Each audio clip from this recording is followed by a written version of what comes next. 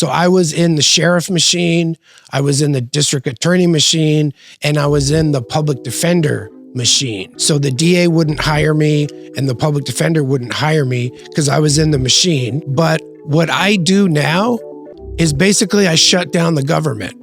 Today's guest is Nick Rosenberg, better known in LA as Attorney Rosenberg.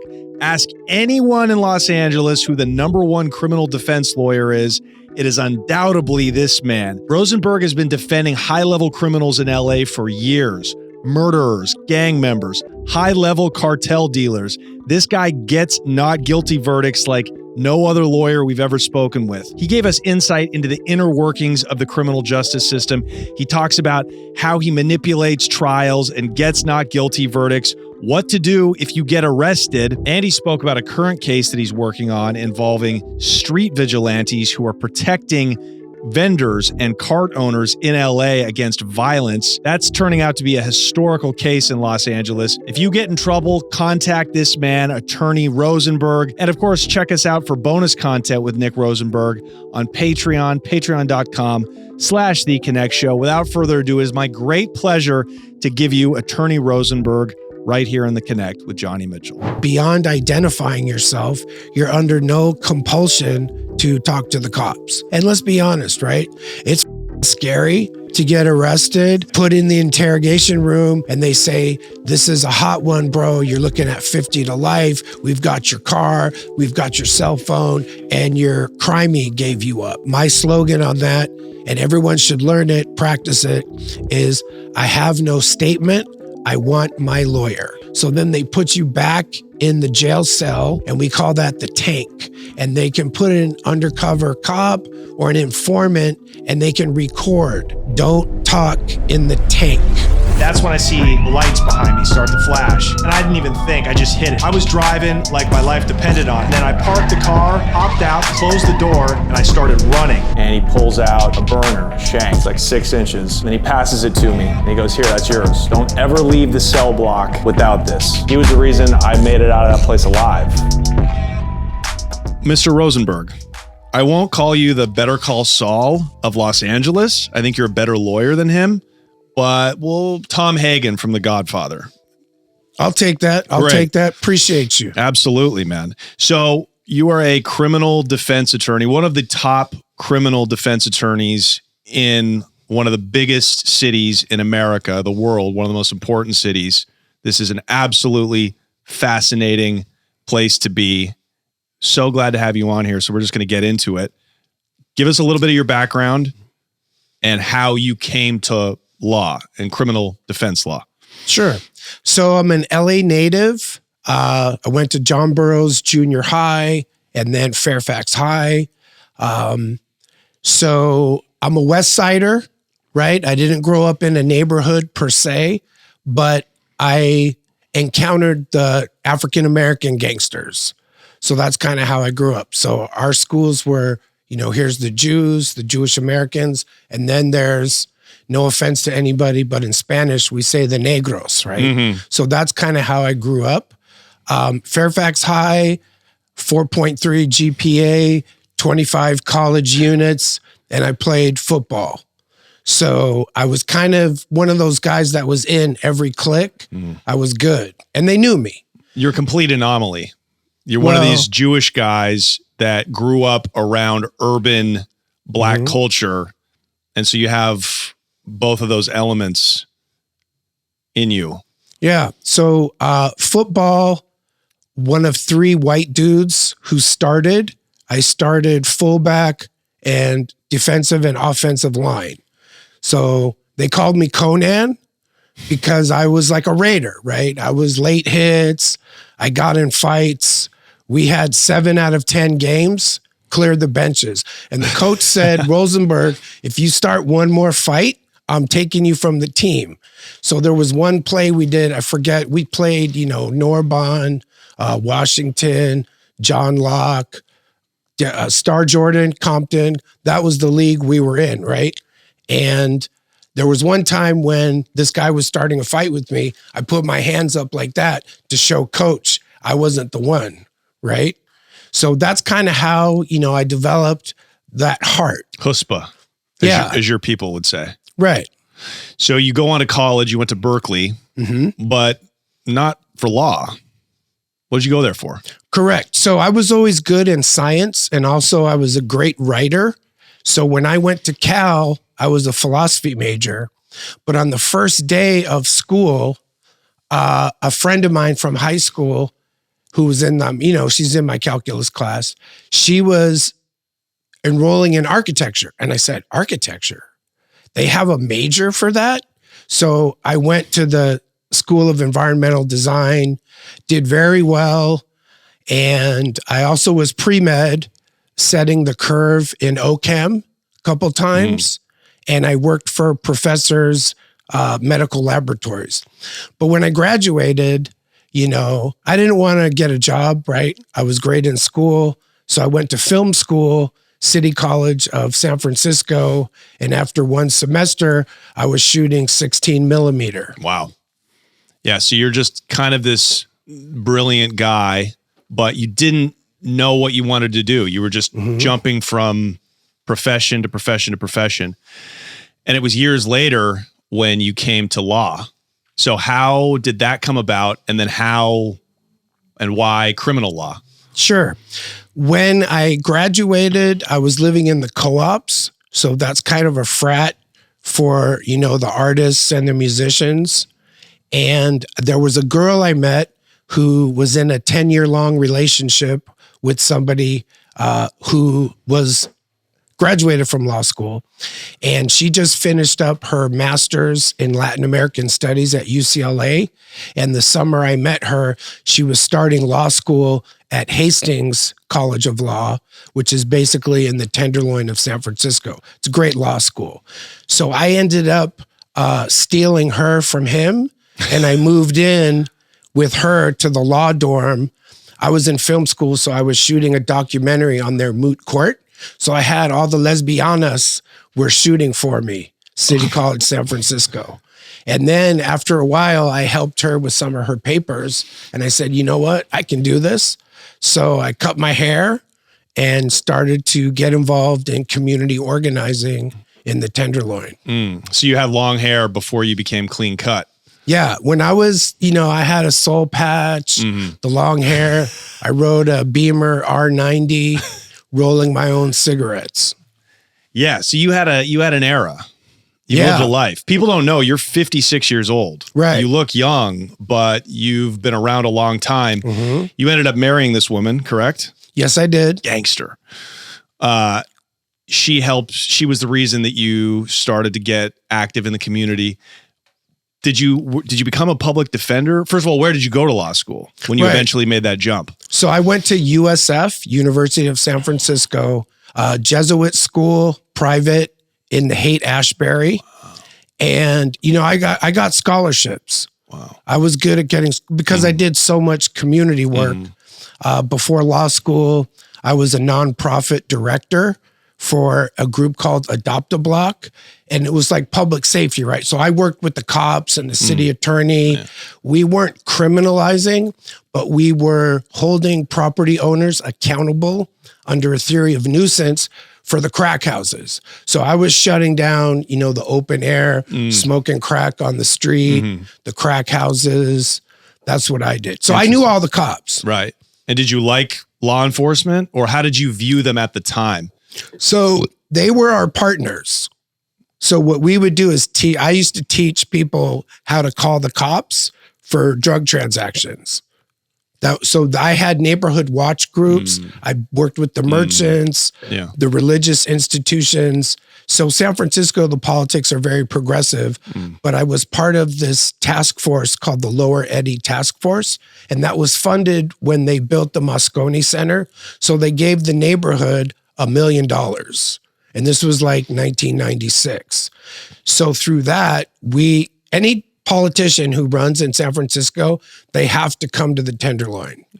So we had an undue influence on San Francisco politics. So I started as a little safety organizer, making $23,000 a year. And I thought that was amazing at the time. But you're a rich kid, or your mom's side of the family had money. Did that pass on to you? No. So my dad was an engineer. He grew up in the Bronx, and he was came to LA in the 50s during the space race with Russia. He worked on the American equivalent of Sputnik. So I still have his rocket, engine tie pin from the mid 50s. And so we did well, but we weren't like super wealthy. Okay. So you still had to work, because a lot of people, a lot of people get into social work, especially Jewish people. A lot of times they do it because they can afford to, because, community organizing pays no money. Right. So, but it doesn't matter because they have a trust fund. But it sounds like you kind of fall somewhere in the middle. You didn't just have endless money. I started working at farmer's market at the age of 13. Okay. So you've been working. You know what it is to work. I had to work. Right. Then I was a cook. So does money motivate you to do what you do now? Or is it serving the community? Like, how do you see what you do? Sure. So Berkeley is a very interesting place, and I was exposed to a lot of stuff. But what I do now is basically I shut down the government, right? Now, I'm not a revolutionary.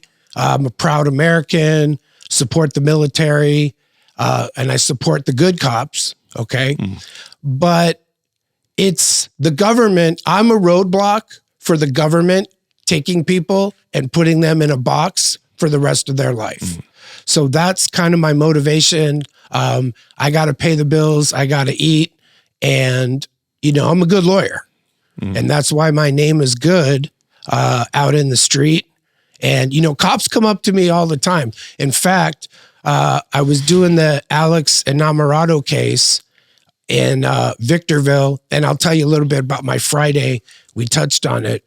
But I'll say hi to the cops, right? There's a lot of people who are hating on the cops, but it doesn't benefit me and my client to have cops hate Rosenberg. So I say, hey, gentlemen, how's it going? And there was a friendly detective, and he puts his hand out, so I'm going to do the shake.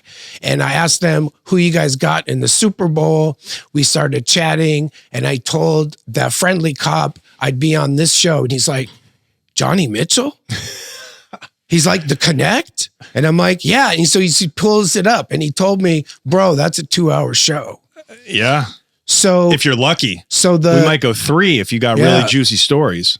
The San Bernardino County Sheriffs, the Victorville station, they wanted me to give a shout out. So there it is. Well, hey, we're flattered. And if I ever take a pinch in one of those districts, I'll know I'm in good company.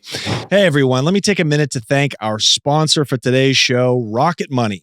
I gave Rocket Money a try when they came on board to sponsor the show. And I got to tell you, it already located an old subscription of mine that I've been paying for over a decade. And I was able, just burning money, I was able to get rid of that thanks to Rocket Money. I had a gym membership from Oregon. I haven't lived there since 2012. I've been paying like $10 a month for this crappy gym that I had in Oregon.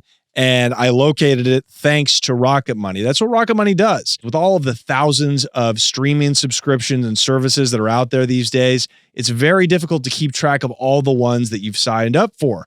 We've all been guilty of signing up for a free trial and completely forgot to cancel before the payments started. Rocket Money is here to help. Rocket Money is a personal finance app that finds and cancels your unwanted subscriptions, monitors your spending, and helps lower your monthly bill. With Rocket Money, I can see all of my subscriptions in one place, and if I see something I don't want, I can cancel it with a tap.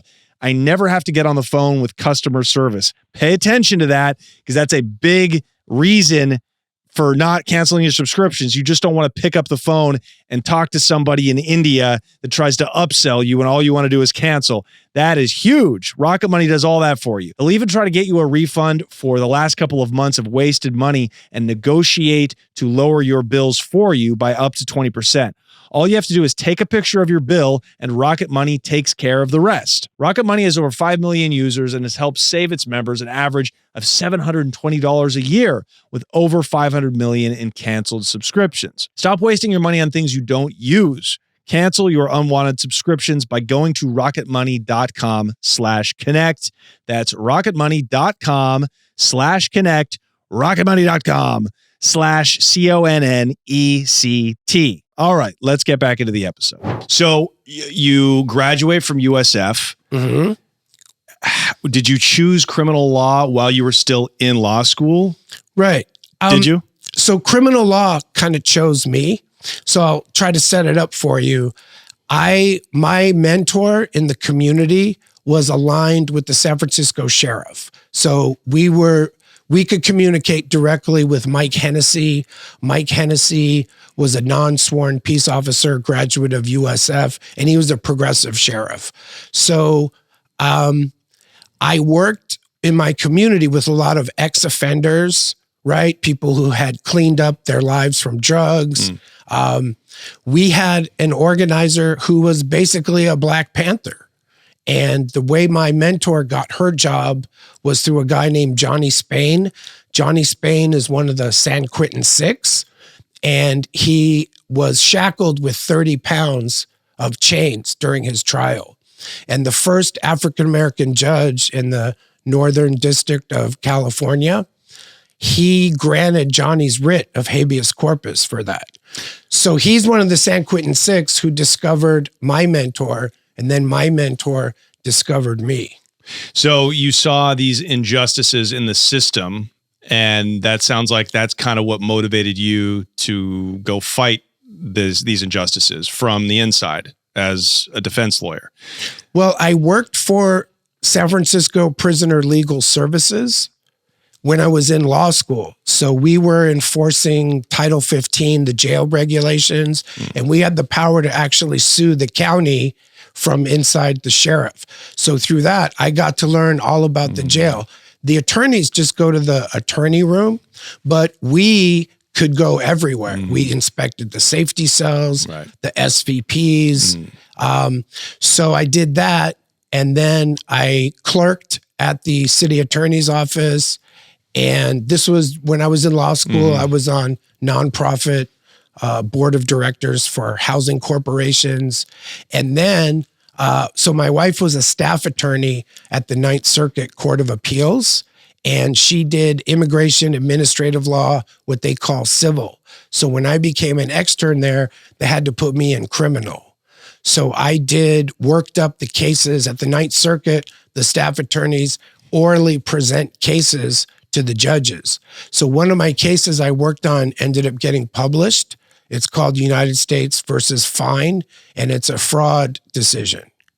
And you won that decision? Well, I worked it up and presented it, and the panel realized that there was a real legal issue, so they sent it to judges' chambers.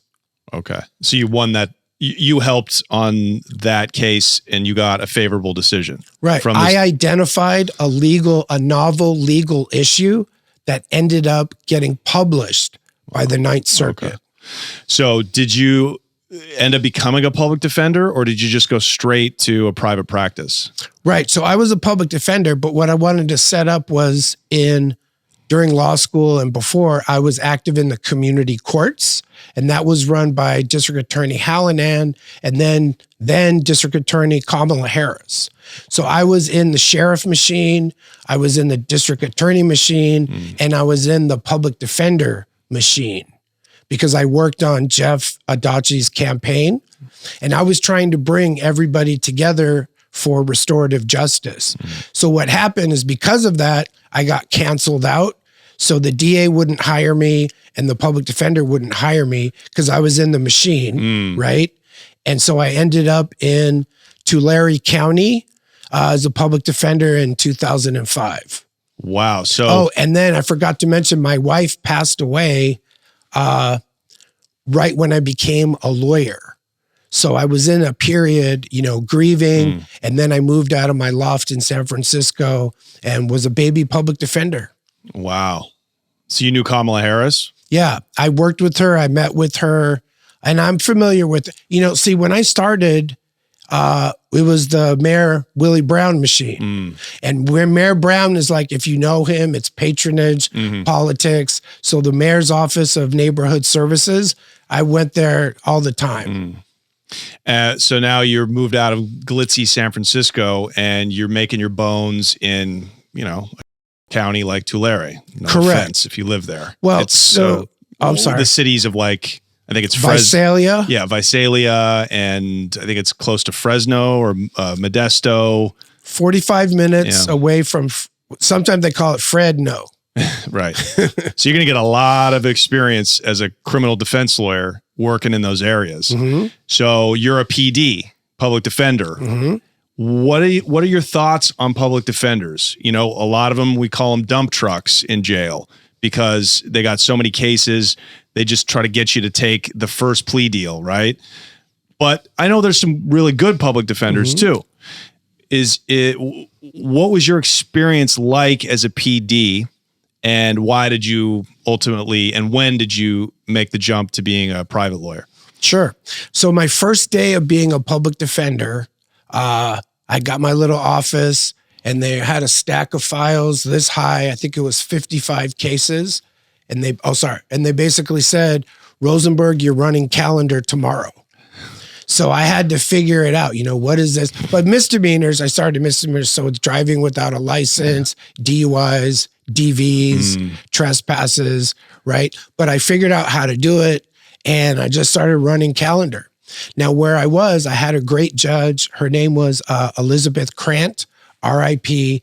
But we just sat in front of her every day and tried to beat up on the DAs. So what I learned to do, I because of my experience with the Ninth Circuit, I'm very deferential to judges because I never argue. I'm very formal, and that's my legal style. So we would just battle it with the DAs. It was all very personal.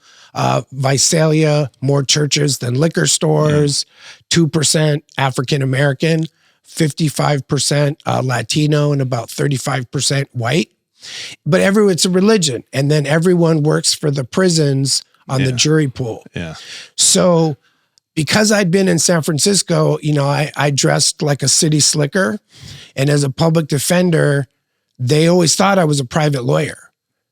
And remember, this is such a small community that you go to the market and you'll see jurors on your last trial.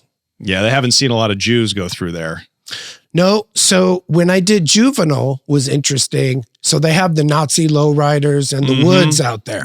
Pecker right? Woods. Yep. Yeah, Pecker Woods. So I was doing a case for a guy who was 13. I think it was a robbery. So I put out my hand. I said, Nicholas Rosenberg, I'm representing your son. When he put out his arm, I saw like a 4-inch swastika. Right. But as the lawyer, I'm focused on the client. And the dad wanted his son to get taught a lesson.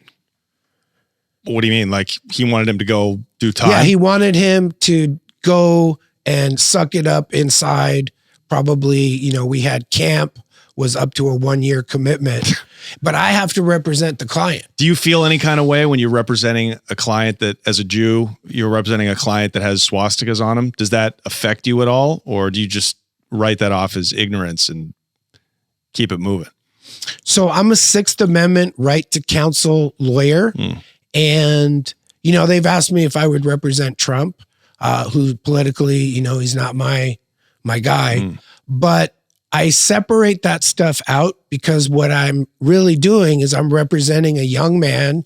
And if he's getting a juvenile strike, right, I owe him a duty of loyalty. I owe him a duty of confidentiality. So as a Jewish American person, I understand the concept of persecution, right? Sure. And because of that, I think that's why some people say hire a Jewish lawyer, because Jews in America, we are outsiders, even though everyone thinks that we're insiders running everything. Yeah. So I can set that aside. Dad is dad, but here's my client, right? And if I mess up, I'm reviewed by the Court of Appeal.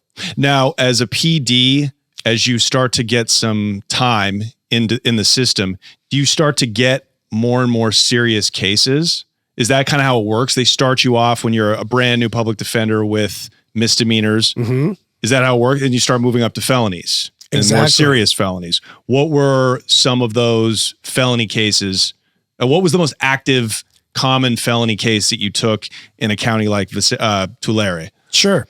So the way it works is they give you your assignment. So I think I did misdemeanors for about a year. And then I wanted to go into felonies, but they put me in juvie. And I was kind of disappointed because I was the guy, I would do any trial. Yeah. So if they said, Rosenberg, do this trial, I did it. So I did. Can we talk about that for a second? Yeah. There's different kinds of attorneys. Trial lawyers are the sharks. They're people who tend to love the spotlight, the performance. Does that describe you? Did you love being up there, getting a rush the way I do when I do stand-up comedy, right? You're in front of a crowd, high pressure. Tell us about that. Did that get you going when you went to trial and beat the DA? Did that do something for you? Yeah. So I'm a trial lawyer. I'm not an appellate lawyer. A lot of people think that trial lawyers are just a lot of like sizzle, but the way I win is with the stake. So when I write my motions before the trial, that's when I win, because that's when I contain what the government will do.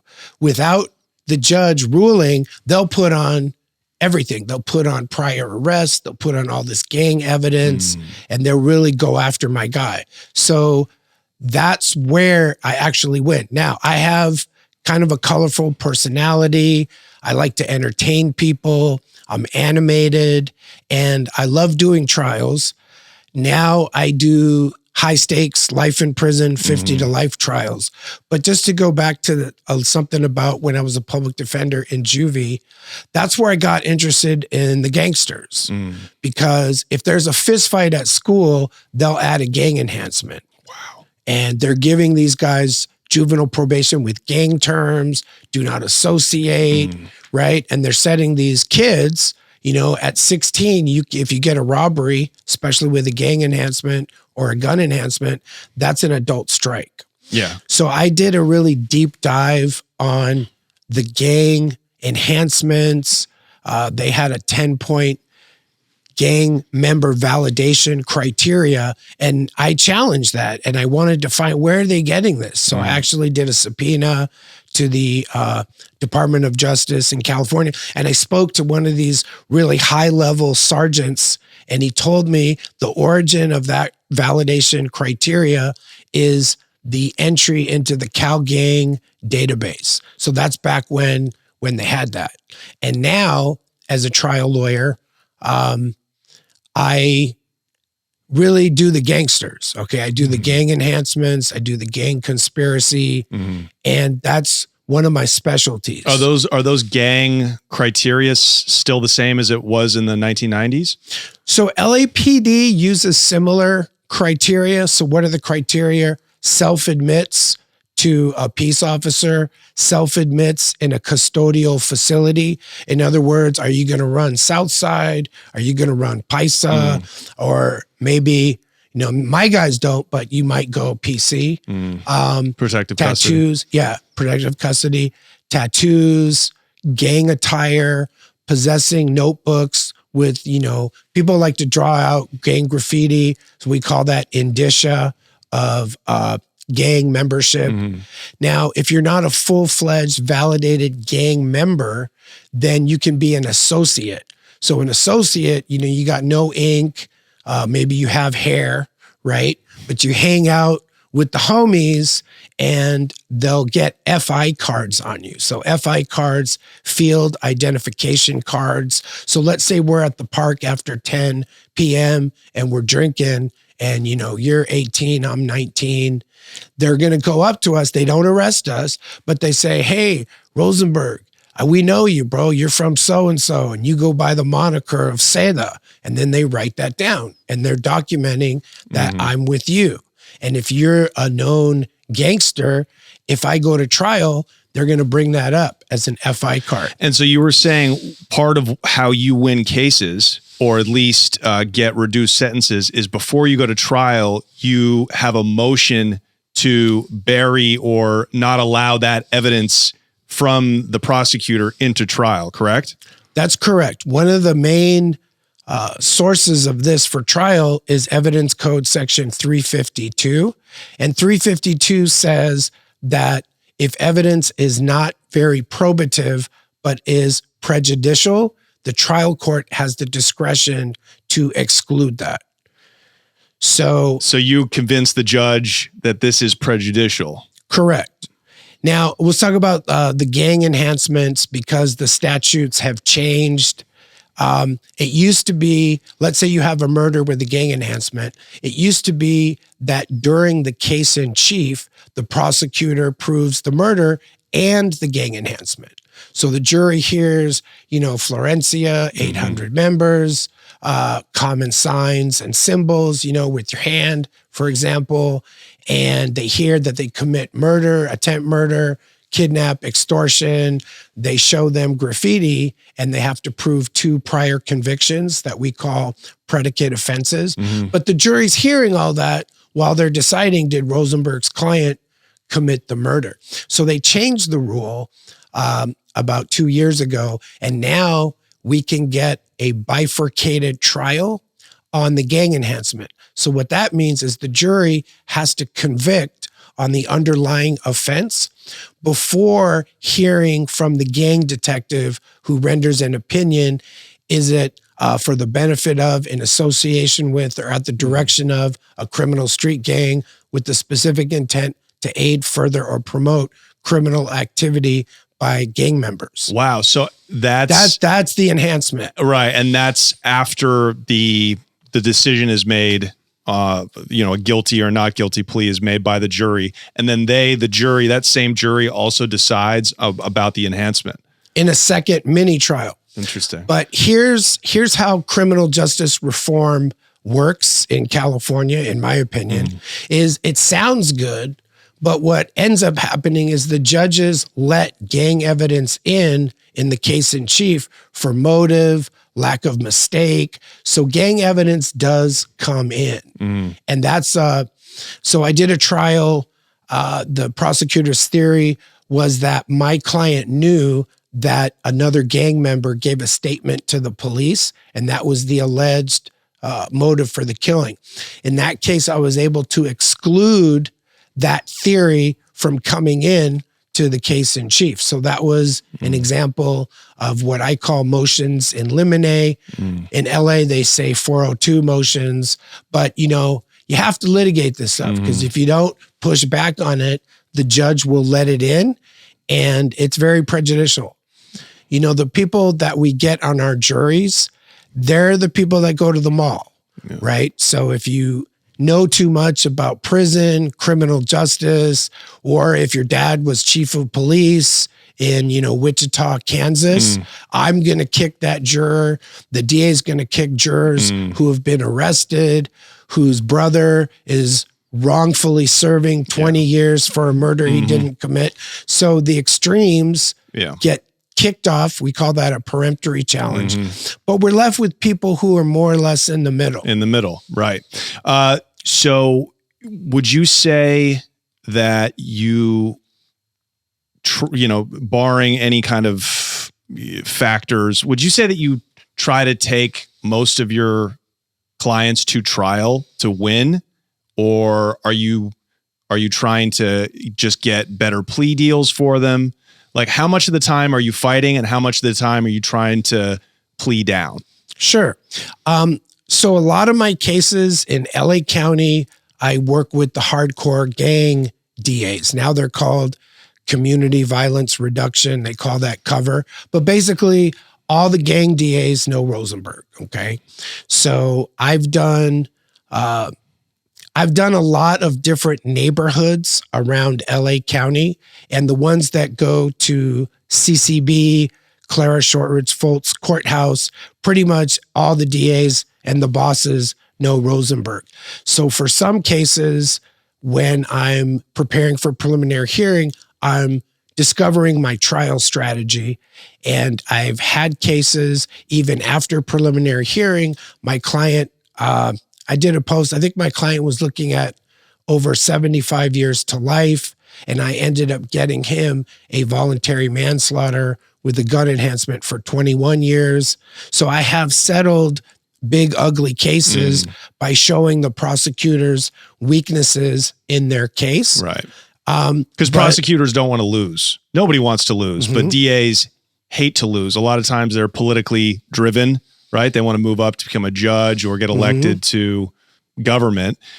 If you present them evidence to show them that there's a chance that they could not get a guilty plea, they're more motivated to deal. So they'd rather take some years than have to go to trial, cost the government money, and lose, and that person go free, correct?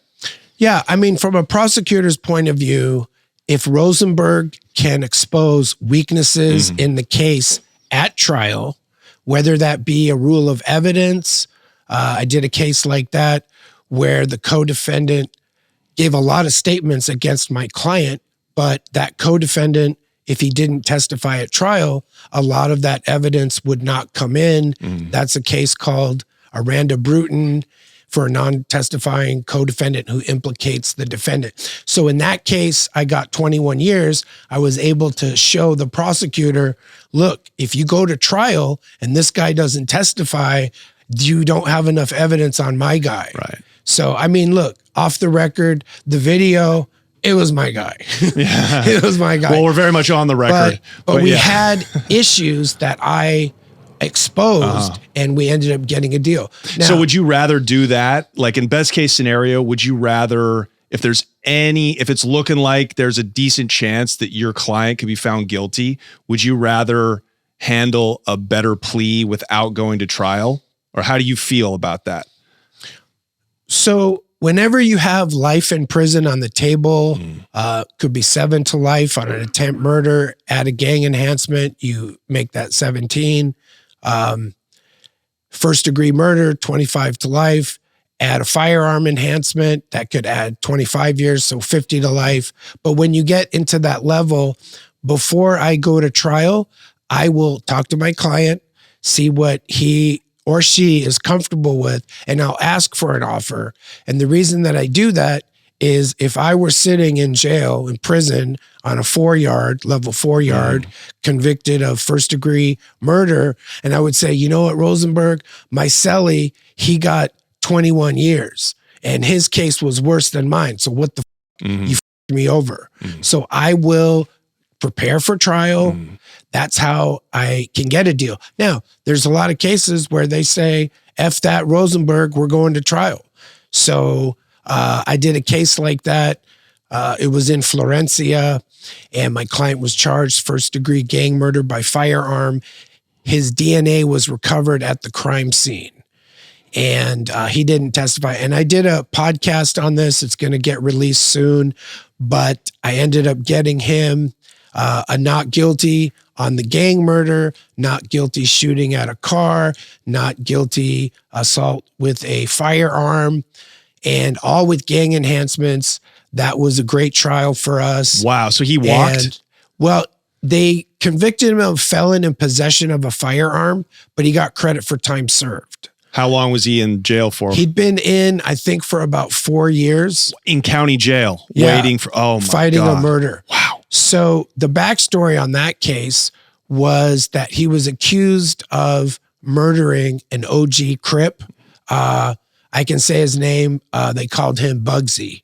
And he was a witness to an LAPD shooting. If you remember the officer Wambler shooting the guy named Ezel Ford, who was an 18-year-old unarmed African-American with schizophrenia, and he was shot, gunned down in front of his home. So it was a whole big thing in like 2018. And so Bugsy was going to give a deposition against LAPD a week after he was murdered. So a lot of people in the neighborhood said that LAPD had him killed to prevent that negative deposition, and the surviving family filed a lawsuit, obviously. But interestingly, the widow of Bugsy filed a lawsuit claiming that the police chief promised, if you come forward, we'll have your back, we'll protect you. And so that was a wrongful death case. In that case, because we had a black versus brown dynamic, community members, Crips would come to court, and it got a little tense. So one day there was a community leader there. I said, can you step outside, come over here? And I said, look, bro, we basically have aligned interests because we believe that the LAPD was behind this too. And he never heard anything like that. At the next court date, they stopped coming. Okay. So that's like the community organizer side. Right. Yeah. You have this amazing multi-layered background working in the system that's just benefited your lawyering today. But how did you get that not guilty verdict though? There was a murder. Right. There was a murder. How did you, and his DNA was there, and he's a felon. How did you extrapolate doubt for the jury to get that not guilty verdict? So it's a very interesting case. The judge didn't let me put on that theory of the LAPD third-party culpability theory, just so you know. But I called 2 gang experts. I called a firearm expert. I hired a DNA expert. And so when we're picking the jury, the victim is, African-American, he's black. But I left 3 African-American jurors on the panel. And most people would say, Rosenberg, are you crazy? But here's what it was. This one lady was 65 and she grew up in Chicago. And I knew she would not trust the cops. I never talked to her because I didn't want the DA to figure out what I was doing and kick her. And in that case, the 4-person was a young African-American computer dude. And so he was the foreman. So he drove the vote. But what I was able to convey to the jury was this was a sloppy investigation. They found the gun perfectly located, sitting against the wall, and that firearm was inoperable. And I had my firearm expert explain, stovepiping, and the crime lab admitted she had to cycle the weapon 14 times before it could fire. So my argument was, ladies and gentlemen, how is this the murder weapon? Right. Ladies and gentlemen, the DNA expert testified, but she cannot tell you if the source of the DNA is a male or a female. And then I put on 2 gang experts. I'll give Alex Alonso a shout out, Street Gang Television. Alex Alonso is the best gang expert that we have access to. Basically is a genius, and he testified for me. So when we put on the community side of the criminal street gang phenomenon, I was able to counter what the police said, because everything with them is doom and gloom, fear and respect. But we were able to show another side of it, and the jury was not convinced beyond a reasonable doubt. And that was a great case. That case. So now that is the privilege of being in a hyper liberal place like Los Angeles. You try that case in Texas, there's a good chance you're going to get a guilty verdict. But you were basically, again, you weren't proving that he didn't do it. You were just saying, look, you're basically insinuating that the cops planted the murder weapon there. Am I wrong about that? That's a conclusion that I invited the jury to reach without being allowed to present that evidence to the jury. Of course not. But again, what you're doing is you're saying it without saying it. That's why trial law is so theatrical. That's why it's so fascinating. Yeah. And so you got this guy off. That's an incredible case. Now, how much did you make off that case? Or what did you actually charge the defendant? Because you got to hire all these experts, your time. What does that cost a defendant to fight a murder case? Sure. When they're with Rosenberg. So this was in 2018. Yeah. And my fees have gone up since then, as I have. Biden's economy. Well, I've gotten better as a lawyer, and I've put up a bunch of wins on the scoreboard. But what you want to know is, how hard is it to hire a lawyer like Rosenberg, and what's the price point? So my price point is less than Garagos, right? He charged, I think he charged $1 million for a preliminary hearing, right? And they paid. Yeah. Who's they? I don't want to say the ethnicity, but they were able to afford the money. What was the charge? Is it drug trafficking? I don't know. I don't remember that. But what I'm saying is, I'm not a Garagos, right? But I'm also not just out of law school, This is my first rodeo and you're paying me money to learn. So I'm kind of in the mid-range. What's interesting about the case is that, the mom worked in the medical field.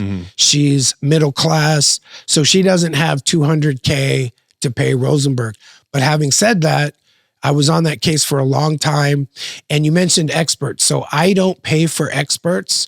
When my client is in custody, he's presumed to be indigent, meaning he cannot afford $4,000 for a video expert. So I have a case that says the county must pay. Oh, wow. So you can actually, you can do that? So you can get the county to pay for the experts, but you are still private getting your fee. Correct. And that case is called Tran, Tran. And that was Leslie Abramson's case. It was a death penalty murder in Orange County.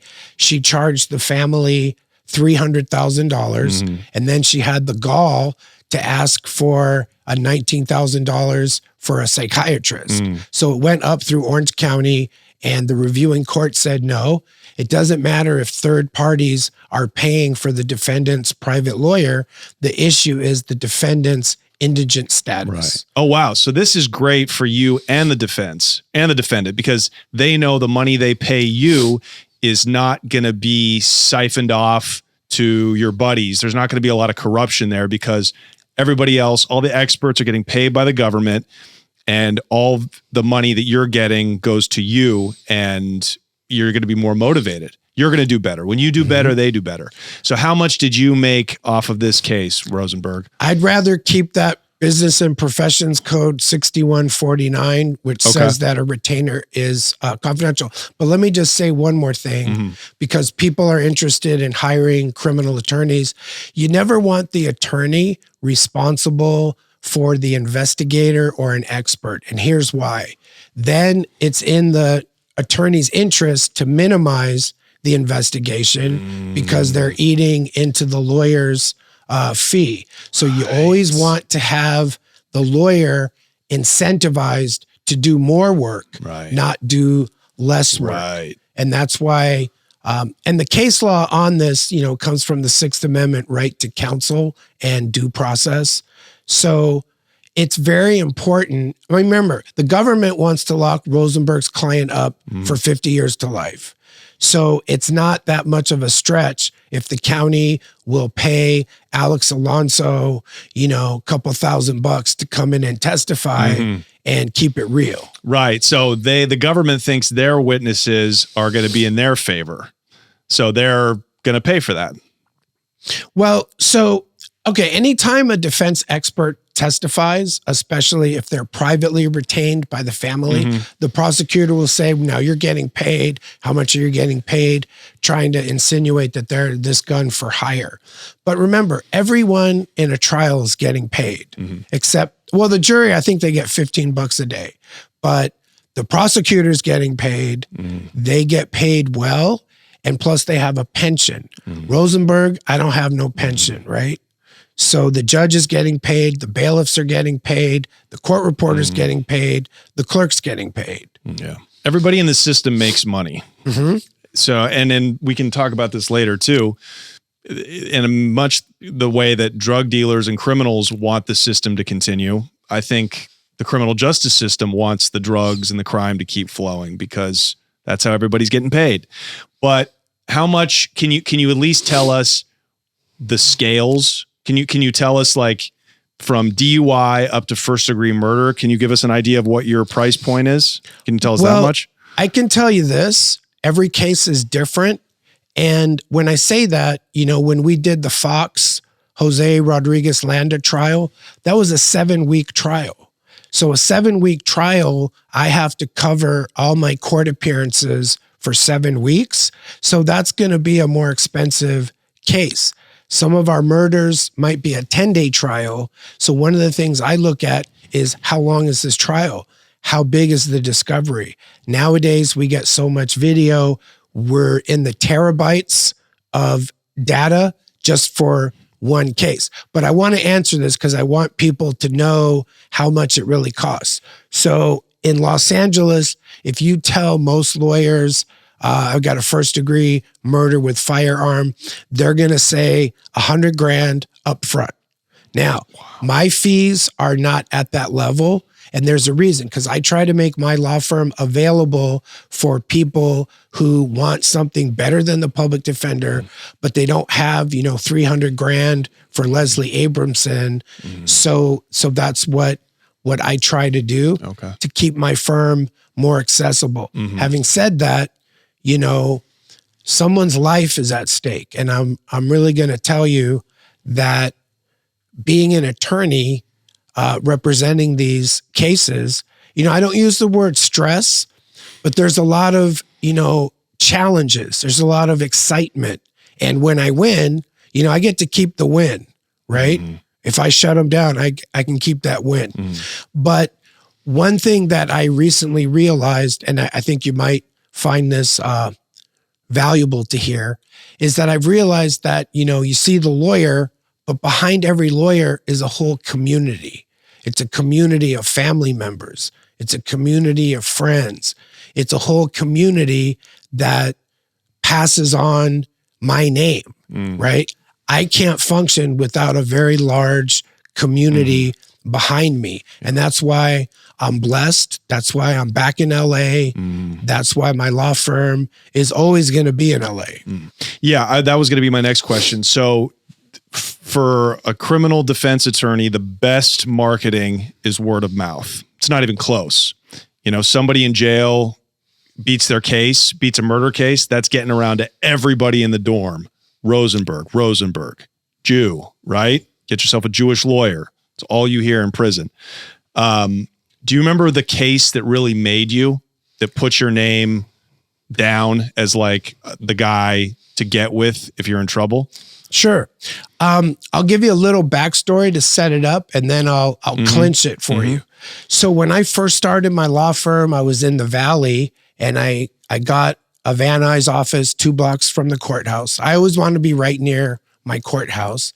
And I got a client. He had 2 strikes he was charged with. I charged $14,000. This was in 2011. Family was from Ohio. And ever since then, I just started getting cases word of mouth. But what really happened for me was I was walking around outside the courthouse, and they used to have like solicitors who would go get your business license for you. And one of those guys was a homie. And for some reason, I started talking to him, and he started getting me cases. So my first neighborhood was Pacoima. So shout out to the homies. I've given a shout out. But one of the main guys, like a legend, total complete legend in the Valley, his name was Jorge Lopez. They called him Little Boy. And Little Boy is the one that got me the Valley. He said, Rosenberg, I'm going to make you famous, but you'll never be as famous as me.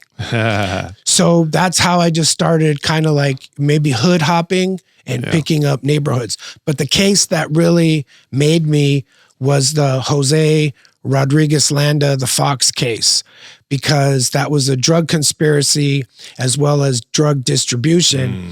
And there was so much, overwhelmingly much prison gang evidence that the jury heard about. Right.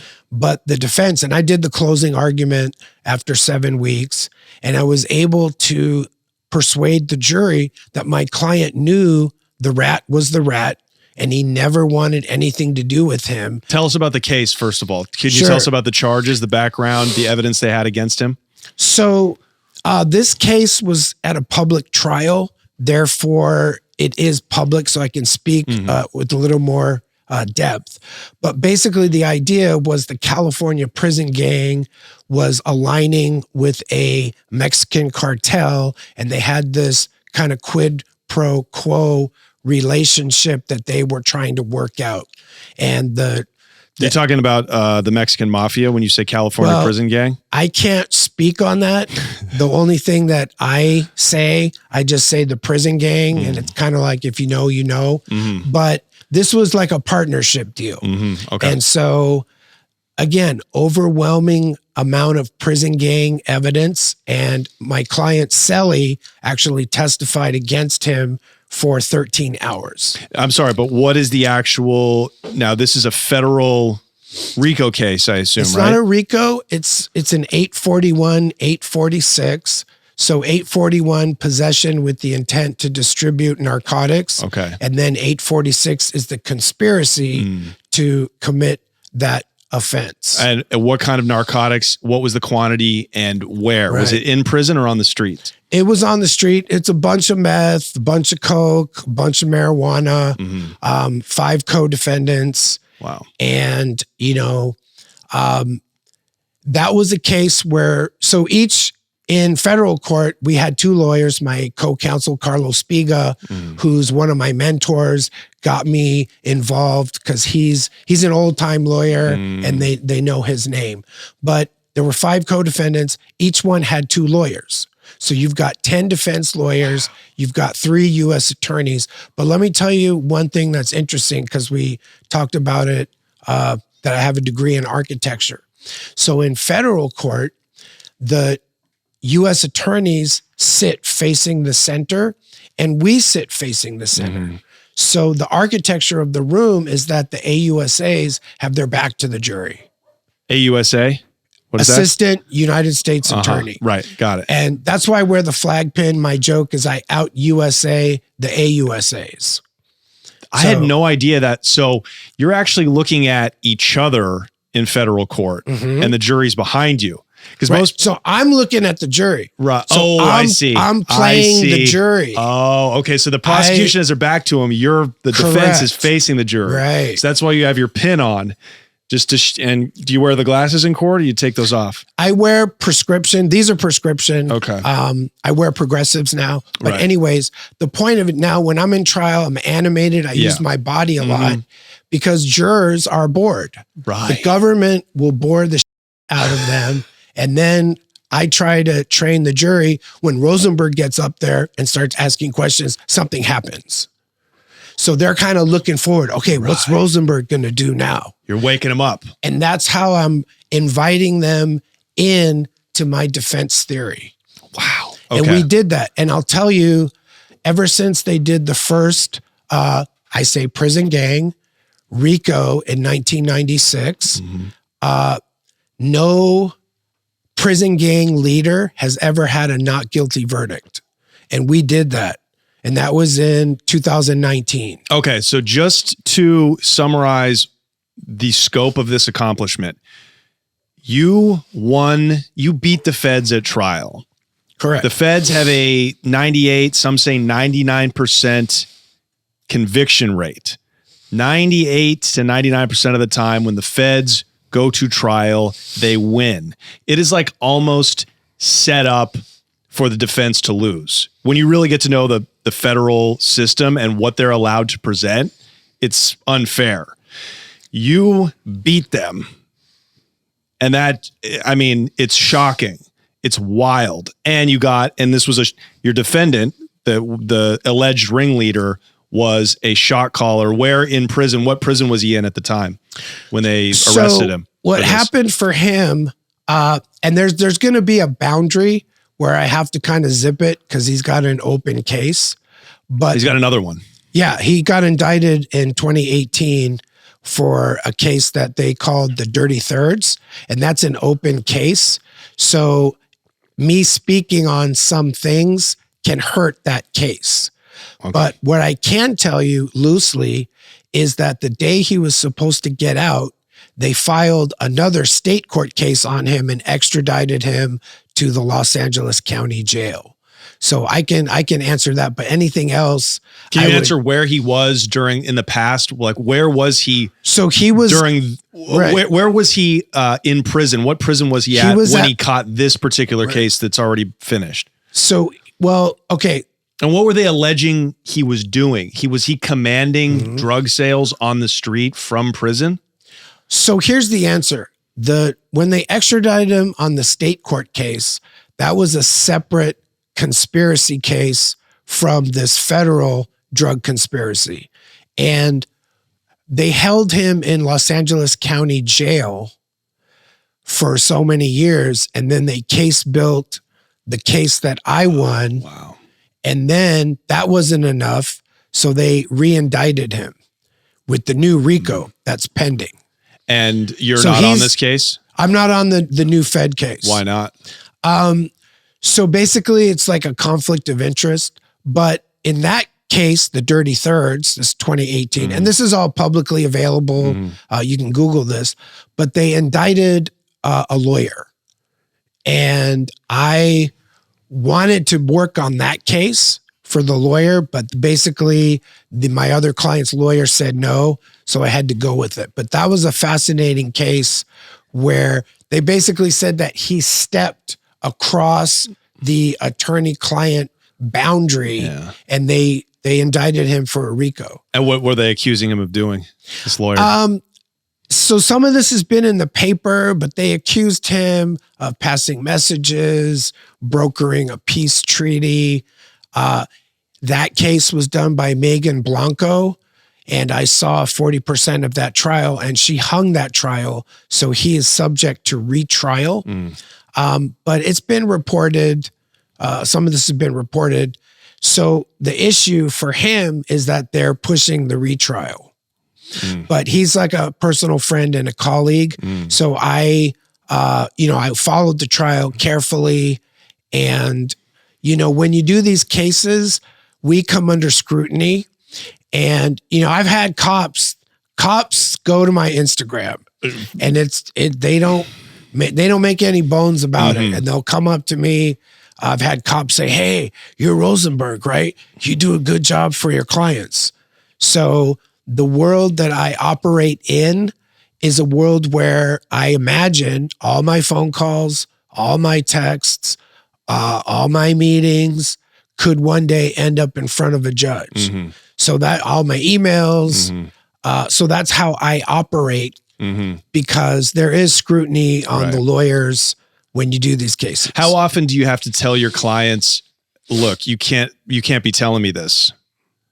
Right. So stuff like that does come up. And for example, we'll say like a character letter, right? Sometimes my clients will say, well, I know a guy, he'll write me a letter saying I'm in this program. And I say, look, if you tell me that this is a false letter, then I cannot use it. Right.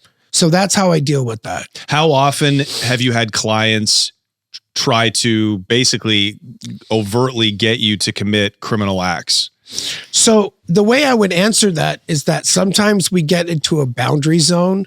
So as an attorney, I'm sworn. So like a cop, I'm actually sworn to uphold the Constitution, right hand, of the United States. And I'm an officer of the court.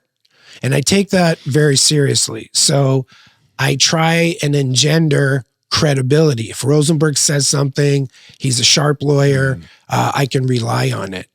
So if somebody comes in and they basically say, hey, Rosenberg, what's up with this and what's up with that? I say, look, you're under investigation. I cannot tell you how to commit a crime. But if the detectives contact you, contact me. I can be an intermediary between you and the detective, and I'll tell them, having conferred with my client has no statement and does not wish to make a statement without his attorney present. So I'll give a little self-plug. My slogan on that, and everyone should learn it, practice it, is I have no statement. I want my lawyer. I have no statement. I want my lawyer. I have that on a t-shirt. Yeah. And how often? Which I should get you one. Yeah. I mean, when I got arrested, I basically did that. I talked my way into my first felony. I wasn't going to make that mistake the second time. Just repeat that again. Cops they're trained to get you to tell on yourself. So how does somebody watching this who gets hemmed up for anything, what is the process? Like what's your advice to somebody who's getting arrested? They know they're going into the system. What's the first thing they should do? Sure. Let me unpack something you said about police officer training. So my new thing is I like to give out little gems or nuggets, and I encourage people to Google it. So the training and interrogation that California police use, it's based upon what we call the REID method, REID, and it's taught to police agencies all over. But Google the REID interrogation method, and you'll learn more about good cop, bad cop, how they threaten you, etc. So the first thing that you have to know is that beyond identifying yourself, you're under no compulsion to talk to the cops. Now, they play on that. They use a show of authority. And let's be honest, right? It's scary to get arrested. It's the scariest thing. Put in the interrogation room, and they slam their file down and they say, this is a hot one, bro. You're looking at 50 to life. We've got your car. We've got your cell phone, and your crimey gave you up. And they can lie. They can lie. Talk about this. I had no idea before I got arrested. Cops can lie to you. In fact, that's their job, is to get any way to get a confession. They'll lie to you. Tell us this. Sure. So that is true. Then, and here's how I say it. I say the case law in California currently is that they can use deception and no judge will care. Now, there's been a movement. The pendulum has started to swing the other way. But let me also explain. So I have no statement, I want my lawyer. That covers you when you've been arrested. They bring you to the interrogation room. That's what you need to say. Do not answer any questions, because you might inadvertently put yourself at a crime scene where they couldn't even establish that. So that's the first thing. I've done several posts on that. Go to my Instagram at Attorney Rosenberg, and you can find out more. But here's what I really also want to say. Let's talk about what a Perkins operation is. So the Perkins is after the detectives say, hey, we got your license plate, we got your car, we know your cell phone was pinging at the scene of the murder. And then the guy says, I have no statement, I want my lawyer. It's not over. So then they put you back in the jail cell at the police station, and we call that the tank. And they can put an undercover cop or an informant, and they can record. So then that other person, we call them the Perkins agent. They say, hey, bro, what's up, man? What are you in for? The guy says, I'm here on a hot one. They say, oh, bro, what do they got? And they start getting you talking about it. And then the Perkins agent will say, you know, they say no face, no case, and they get the person to feel comfortable. And then they end up asking questions like, where did you get the gun? What did you do with the gun? And they leave you in the tank for hours. Yeah. And when you're in jail and you don't know how long you're going to be in there, and there's just one other guy, human nature is to just bond. And you talk about that you haven't talked about to anyone. It's crazy. It's a psychological phenomena. And so they try to record you talking to a jailhouse snitch. Yeah, they're trying to elicit a confession. Wow. And that's admissible. Correct. Wow. Now, there was a California Supreme Court justice, I believe it was Chin or Chen, my apologies, but I haven't looked at this case in a while. But he wrote a dissenting opinion. So the majority said the Perkins operation was okay, but he wrote a dissent saying that this is deceptive, and he basically said we should shut down the Perkins. But going back to what you said about bonding, usually this is used on the youngsters. So 18, 19, they'll put like an older quote homie in there, and there's a power dynamic because, you know, it can be, they play on your fear. Right. I have to bond with this dude, or he's going to say, or he's going to say, I'm no good. You know what I'm saying? So there's this power dynamic. Now, will that Perkins guy, will that actually be an undercover cop, or will that be a criminal who's trying to get a time cut or trying to get off, like, and he's cooperating? I've seen both. I can't tell you, you know, they only use a cop when they can't find a snitch. Right. I don't know that to be true. But again, and my t-shirt on that is don't talk in the tank. Right. Don't talk in the tank. You hear that? Now, they can do that when you're at the police station before you go to court. When you go to court, the filing of the complaint when you see the judge, that's considered to be the start of the criminal proceedings.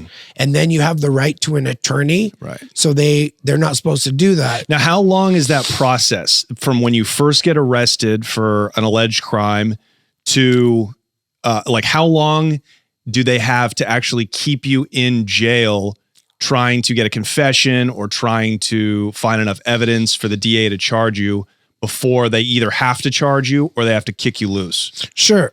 So most people think of it as a 48 hours. I think of it as 2 court days. But here's the catch. Let's say you get arrested on a Friday. It's always on a Friday. Your arraignment is most likely going to be Tuesday.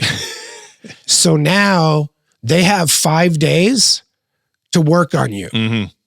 But again, once you are booked into LA County, then they can't do the Perkins. But then they can try to get jailhouse informants, but that's a whole other topic. So the case that, and I did a post on this, unfortunately it was raining that day. So people talk shit thinking that like my hair gel was on my suit coat, Right. But it's one from the Valley office.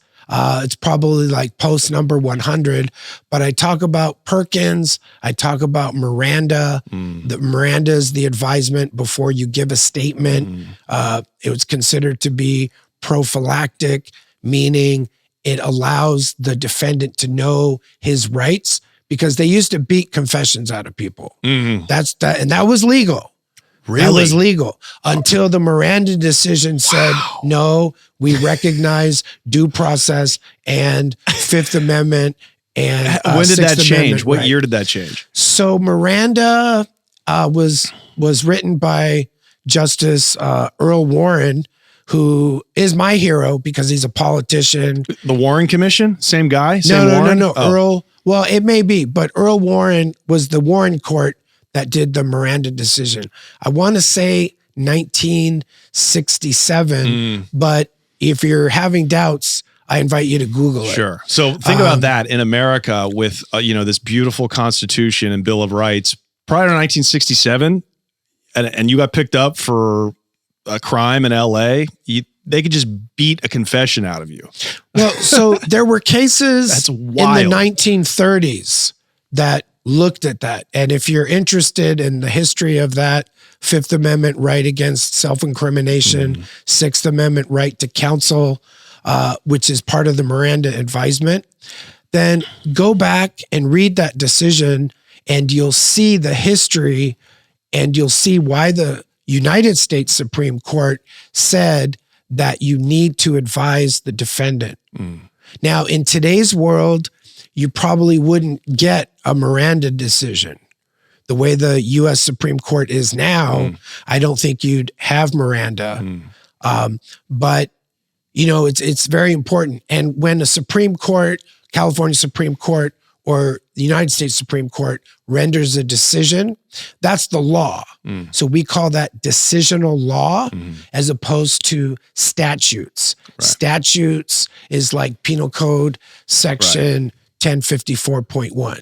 Rosenberg, when will you not accept a case? So it's kind of tricky, but I'm blessed. I don't have to accept every case that comes in. So some people call that being a door lawyer, any case that walks through the door. But I'm known for taking challenging cases. I focus on the law, and that's why I think I'm an effective lawyer. There's always a lot of drama and chisme, and there's always a lot going on. The way I run my law firm is I focus on the law. So I do represent a lot of folks from the Chicano rap community.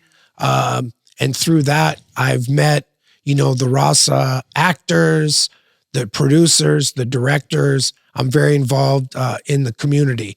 But if I see my client, so somebody came in, it was a case out of Long Beach, and basically it was like a shootout, okay? And they came in, and I said, well, I think we're going to need an investigator. And they said, we don't need an investigator. And basically I ended the meeting. Why? Because that client basically said, Rosenberg, I'm not going to follow your legal advice. So I got up and I showed them the door. So that's a case I don't want. What I'm looking for in my clients, so when I win is when my client and I are collaborating.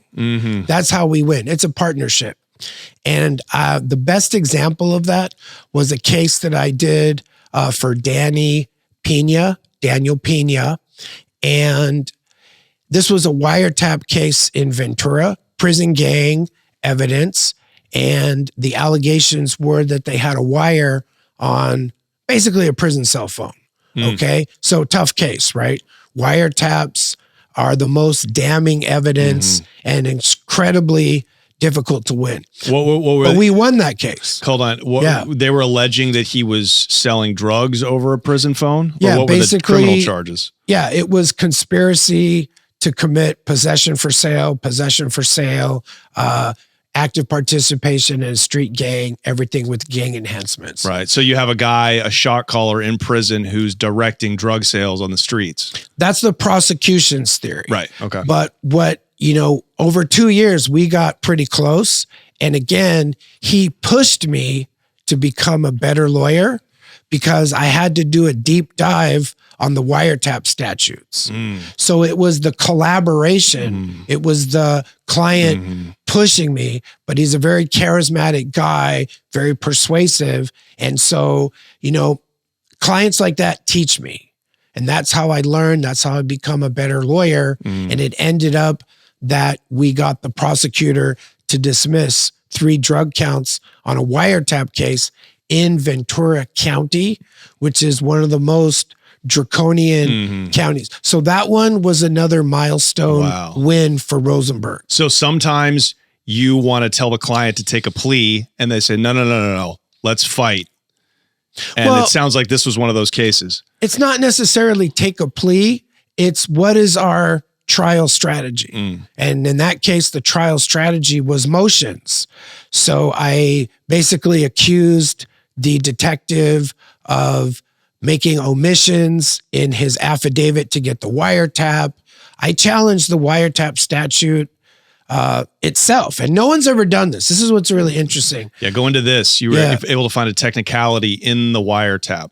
Well, so what it was the wiretap statute, which starts at Penal Code Section 629 and goes up to 670 something. What it allows for is any felony with a gang enhancement can be an offense you can get a wiretap for.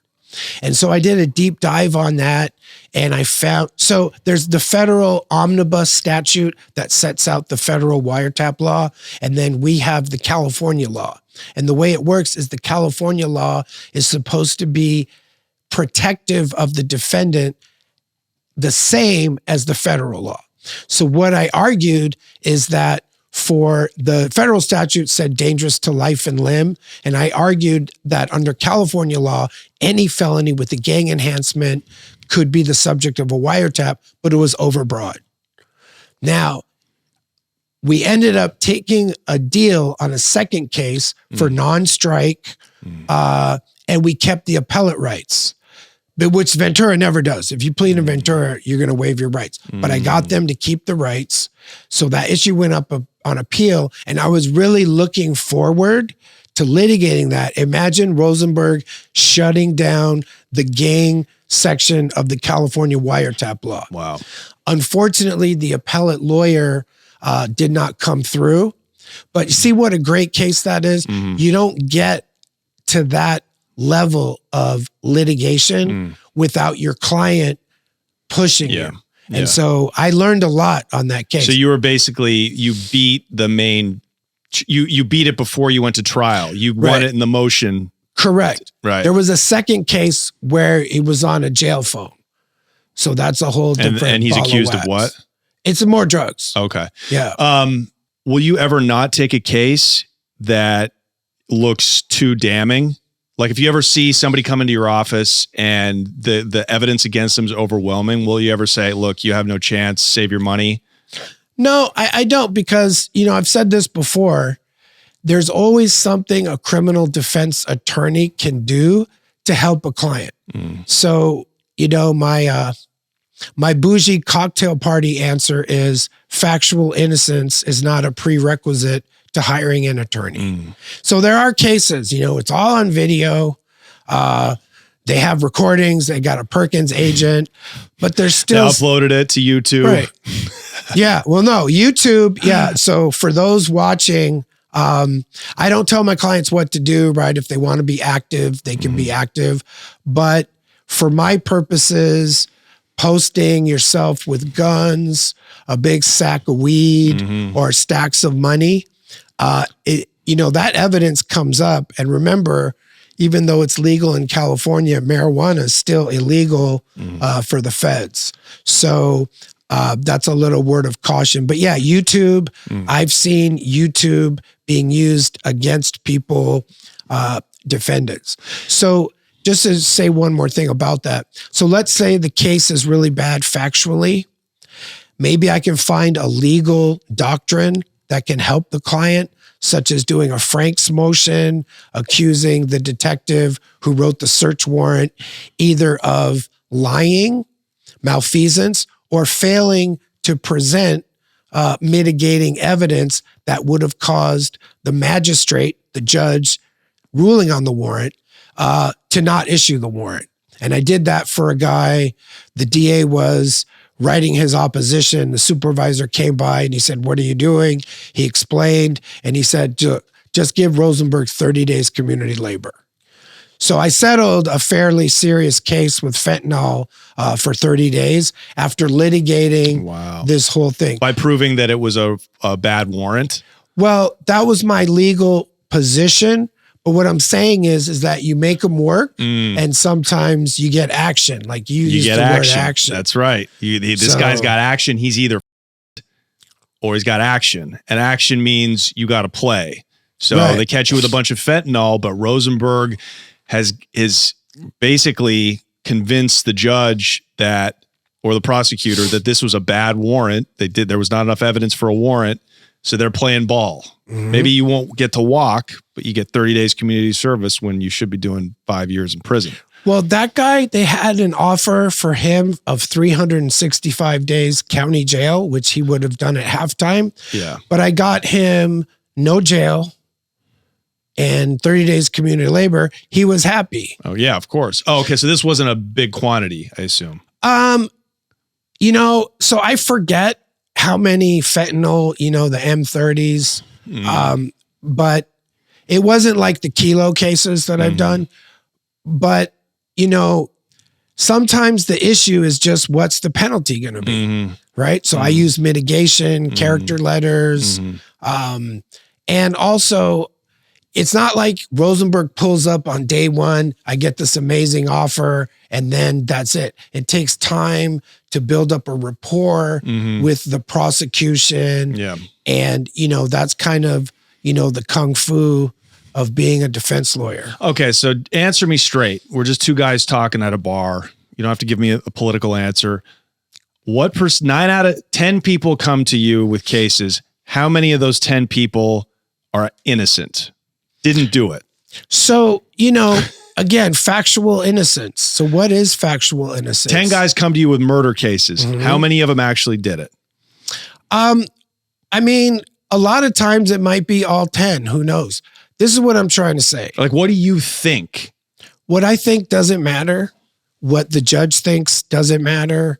What my client thinks doesn't matter. What matters is what's the evidence against my client. So there are cases where, self-defense cases, I'm telling the jury in opening, ladies and gentlemen, my client discharged the firearm that resulted in the death of the decedent. Okay. So factually, they can prove causation, but they still have to prove malice aforethought, which is the right mental state. And self-defense is a complete defense to malice aforethought. So does that mean somebody did it? They didn't do it? That's a conclusion the jury must reach based upon the evidence and having the benefit of my closing argument as well as the closing argument for the district attorney. I guess the better question should be, putting self-defense in like a gang situation aside, there's brutal murder. There's murder of old people, murder of kids, sexual abuse, and then the murder of kids. There's a lot of murder that's not where there isn't really no mitigating circumstances. Do you get those kind of cases? And do you have any moral misgivings if you think the person actually did it? Right. So the answer again is I'm a Sixth Amendment lawyer. I believe strongly in the right to counsel. So have I done like the multiple child murders? I haven't had cases like that. I don't think anyone's ever approached me. I have had people with severe mental illness who have committed murders. So I have some cases like that. And in those cases, I've appointed doctors to evaluate it. Sometimes mental health can be part of a defense. There are lawyers that are known for sex crimes, and that's not my milieu. That's not my lane. So, some people say, Rosenberg, how do you represent all those guilty people? And the answer is that guilt is a determination that can only be made by a jury, or if the defendant pleads guilty or no contest. So that's the legal answer, and that's the world that I operate in. So you live in a gray world. You live in a world that's run by law first and personal morality or values second. Well, I mean, here's an answer to that, and that is, let's talk about fentanyl. So I did one of the first fentanyl cases at the CCB courthouse. This was out of Central Station. And I know because they misidentified the fentanyl as heroin because it tested positive for opiate, but they didn't know. And the client, he had a big ass brick. Okay. They offered him 180 days jail. We unfortunately did not have a motion to suppress, but I ended up getting him no jail and some community service, which he did. So the point is, fentanyl. Fentanyl factually has been implicated in a lot of casual recreational drug use deaths. So do I support that? I don't, right? As a person.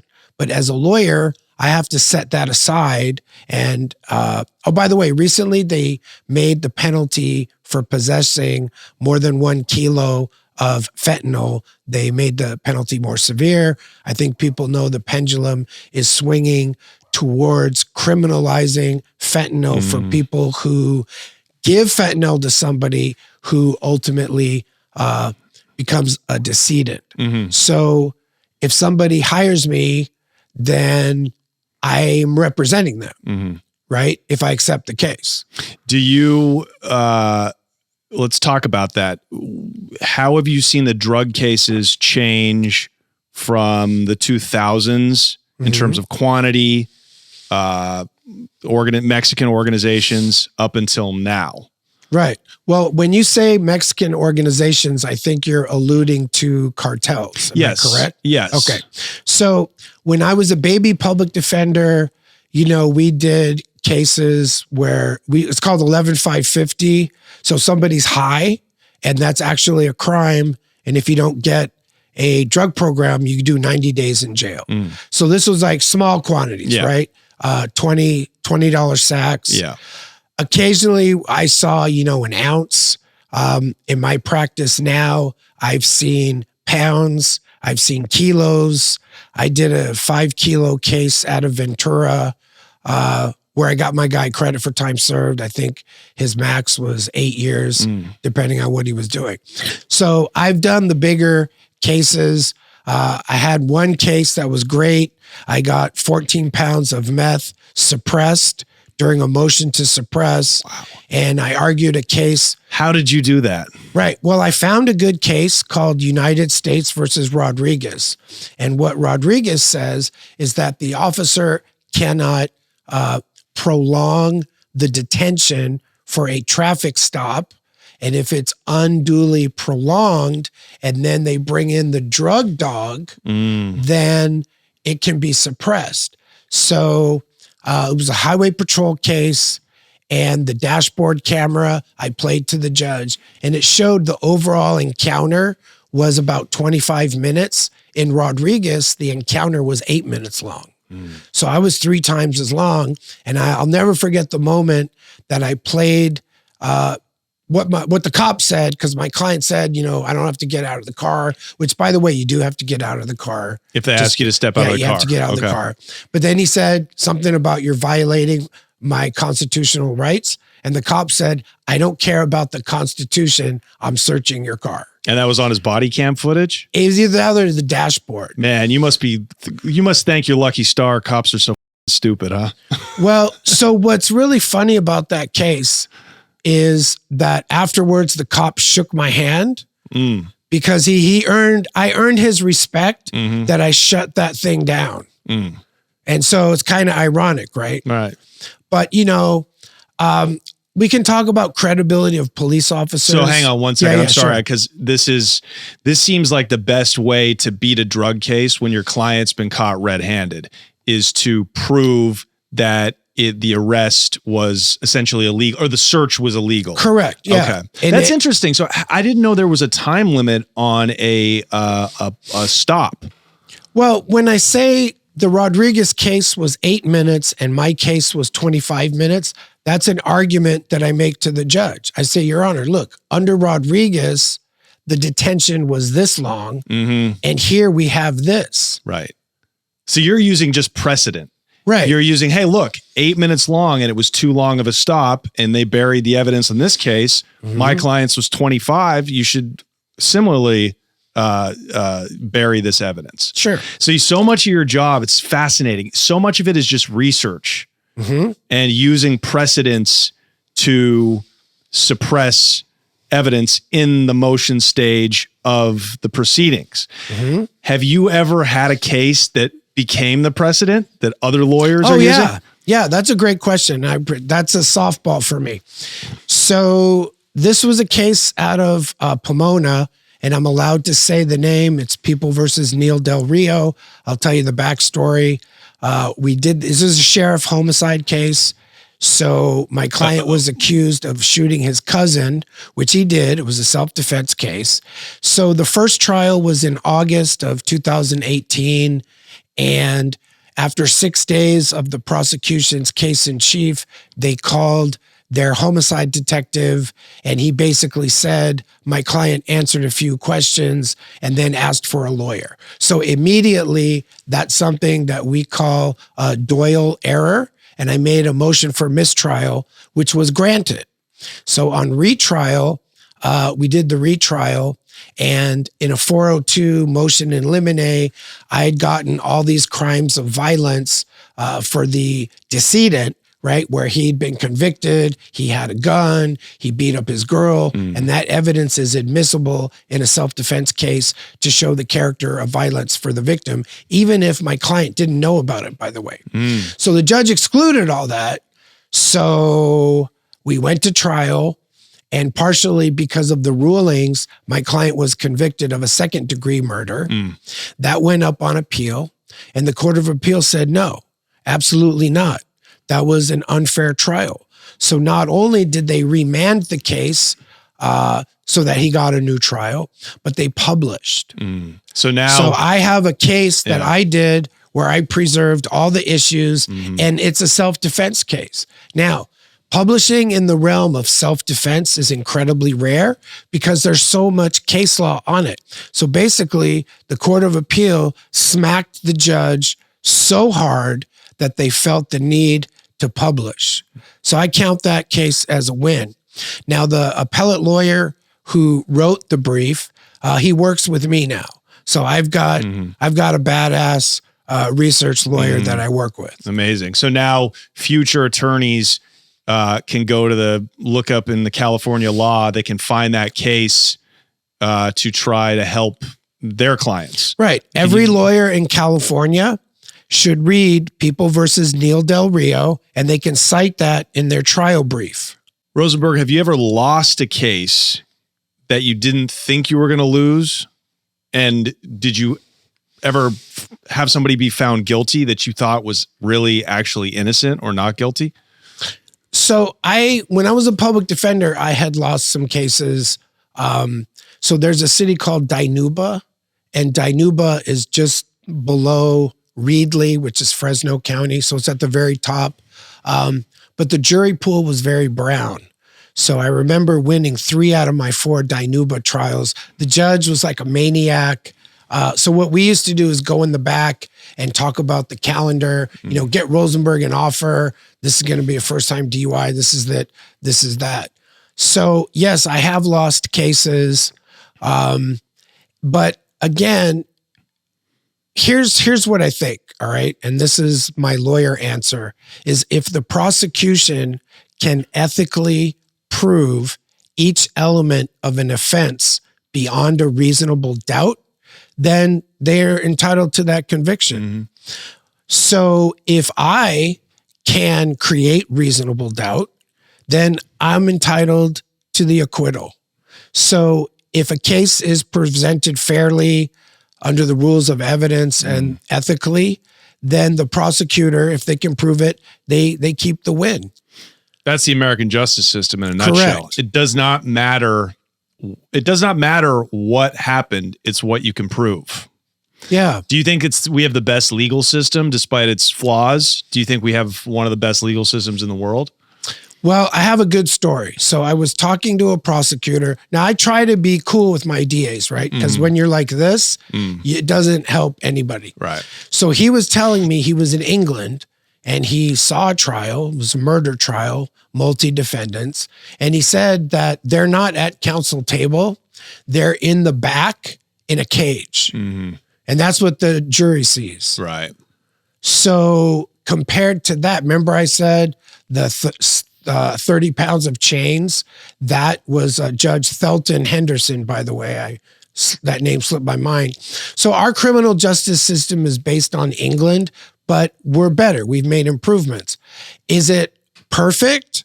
No, not by any means. Is it better than Japan or China or Russia or, God forbid, North Korea? Hell yeah. And I've traveled to some of these countries, and you do not want to get in a fist fight in Japan. No, or get caught with drugs. Yeah, no. And China, I did some research on this for a project I'm working on.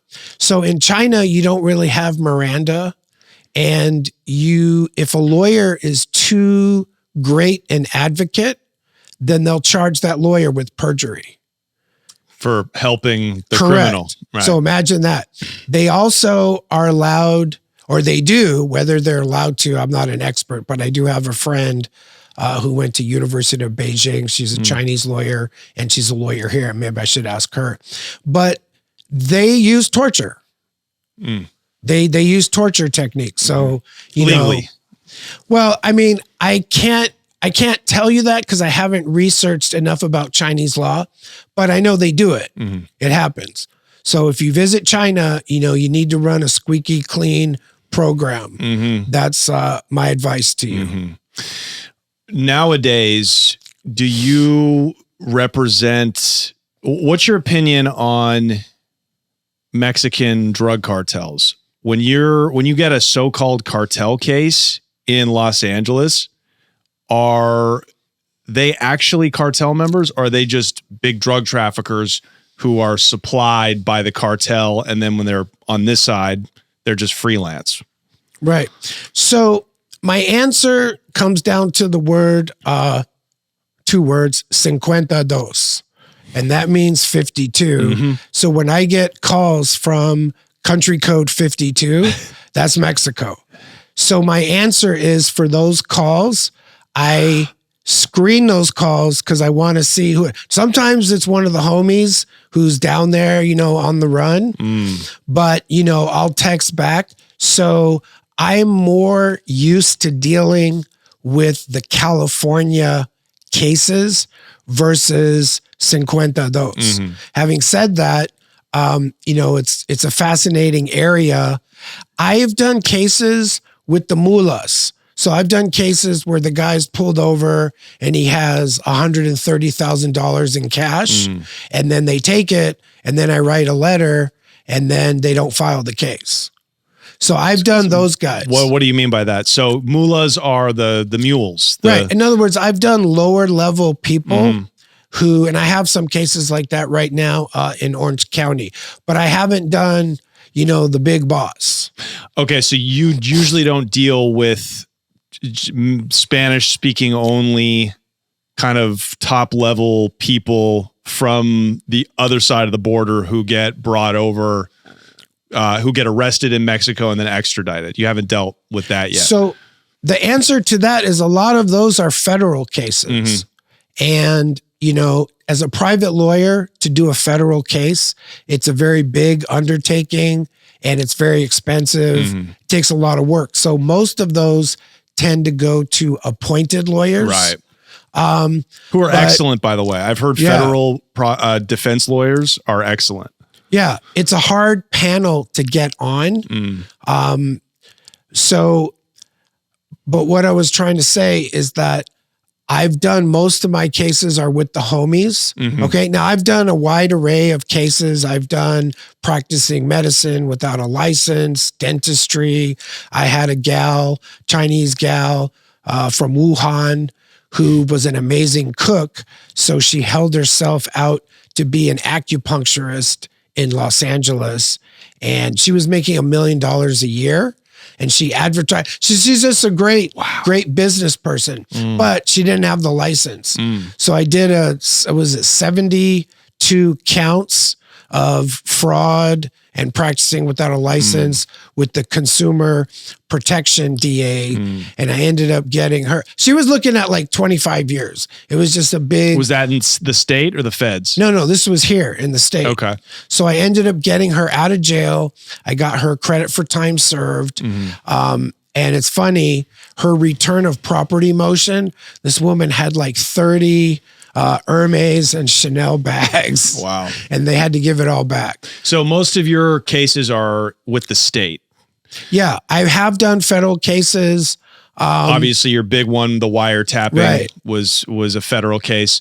When will you decide to take a Fed case? When it's a juicy enough case? When the money's right? Like, when do you decide to like put your other smaller state cases to the side and take like that once in a decade case? I'll take a case like that if I know I'm going to learn a lot. And, I do. So federal court is very different from state court. They look at us like a zoo, right? If you walk into CCB, everyone's talking and there's like 5 lawyers and they're texting on their phone and there's 30 people seated in there. You go to federal court, no. So we walk in, it's very formal, it's very rigid. You stand when you speak to the judge, and it's, Nicholas Rosenberg on behalf of the defendant. He's present in custody.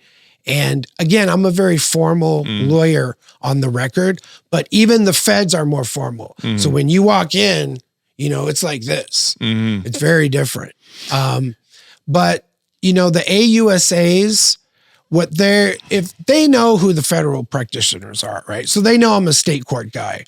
But if I'm able to master the vocabulary with the statutes and the sentencing guidelines and the bail presumptions under the Bail Reform Act, and they see that I'm conversant with the federal system, then they'll give me that respect. Is that your goal to move up into the higher echelon of like big federal cases? Yeah, it's something, a lot of state lawyers don't function in the feds that well. And part of the reason that I'm interested is I'm probably going to become a civil rights attorney, and I'm probably going to start doing the wrongful deaths. Is that right? So that's an axis of career development that I'm looking at. Wow. So you're going to move on to like Rosenberg could be the Brown Ben Crump. Yeah. I don't even get that.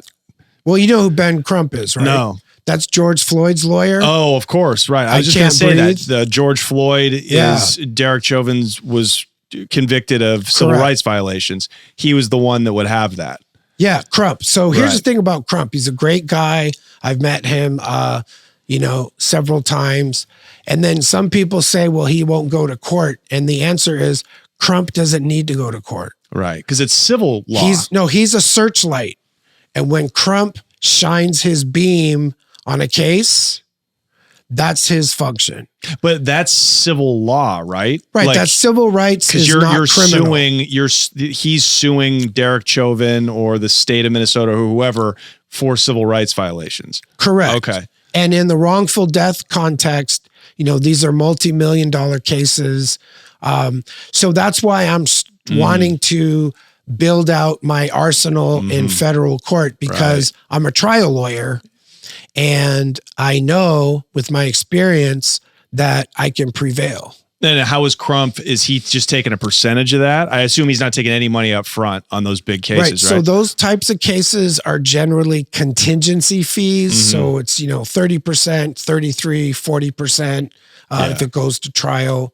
Yeah, it's But, a lot. Those big money. So imagine a family whose loved one has been killed by the police. That's devastating enough. But then to have to go through a trial for years, litigating that. In other words, you can't forget it. Right. It's just in your face every time you go to court. So I feel for the families. And so I'm on the board of directors for a nonprofit that works with grieving families like that. It's called the Always for the People Foundation. And our executive director is Mr. Checkpoint. He's got 300,000 followers, and he's the Always Film the Police advocate. I think you're probably familiar. Yeah. So he's my mentee and good friend. And he worked, for example, with the family of Valentina. Remember when the officer shot into the dressing room at the store and killed the 14-year-old girl? So that was Valentina. So Senate, through his advocacy and work, has connected with the family. And so one of the things that we do, one of our initiatives, is working with families where somebody's been killed by the police. Is there enough work? Do you think are there enough active cases like that to where you can actually make a good living and be busy as a lawyer like that? Yeah. Unfortunately, there are a lot of police shootings that happen. And, it tends to go to kind of the established lawyers who do this. Like there's a guy named Dale Gallipo. He's well known in that field. But remember, these people are going to age out and retire. So there's room for young guns like Rosenberg. You're the Jewish Cochran. That's what I call you. Well, it's funny you should say that. People have made that comparison. But here's the thing. I'm just me, right? My background, my training, my experience is unique, and I'm blessed, right? I want to emphasize, I lead a charmed life. You sure do.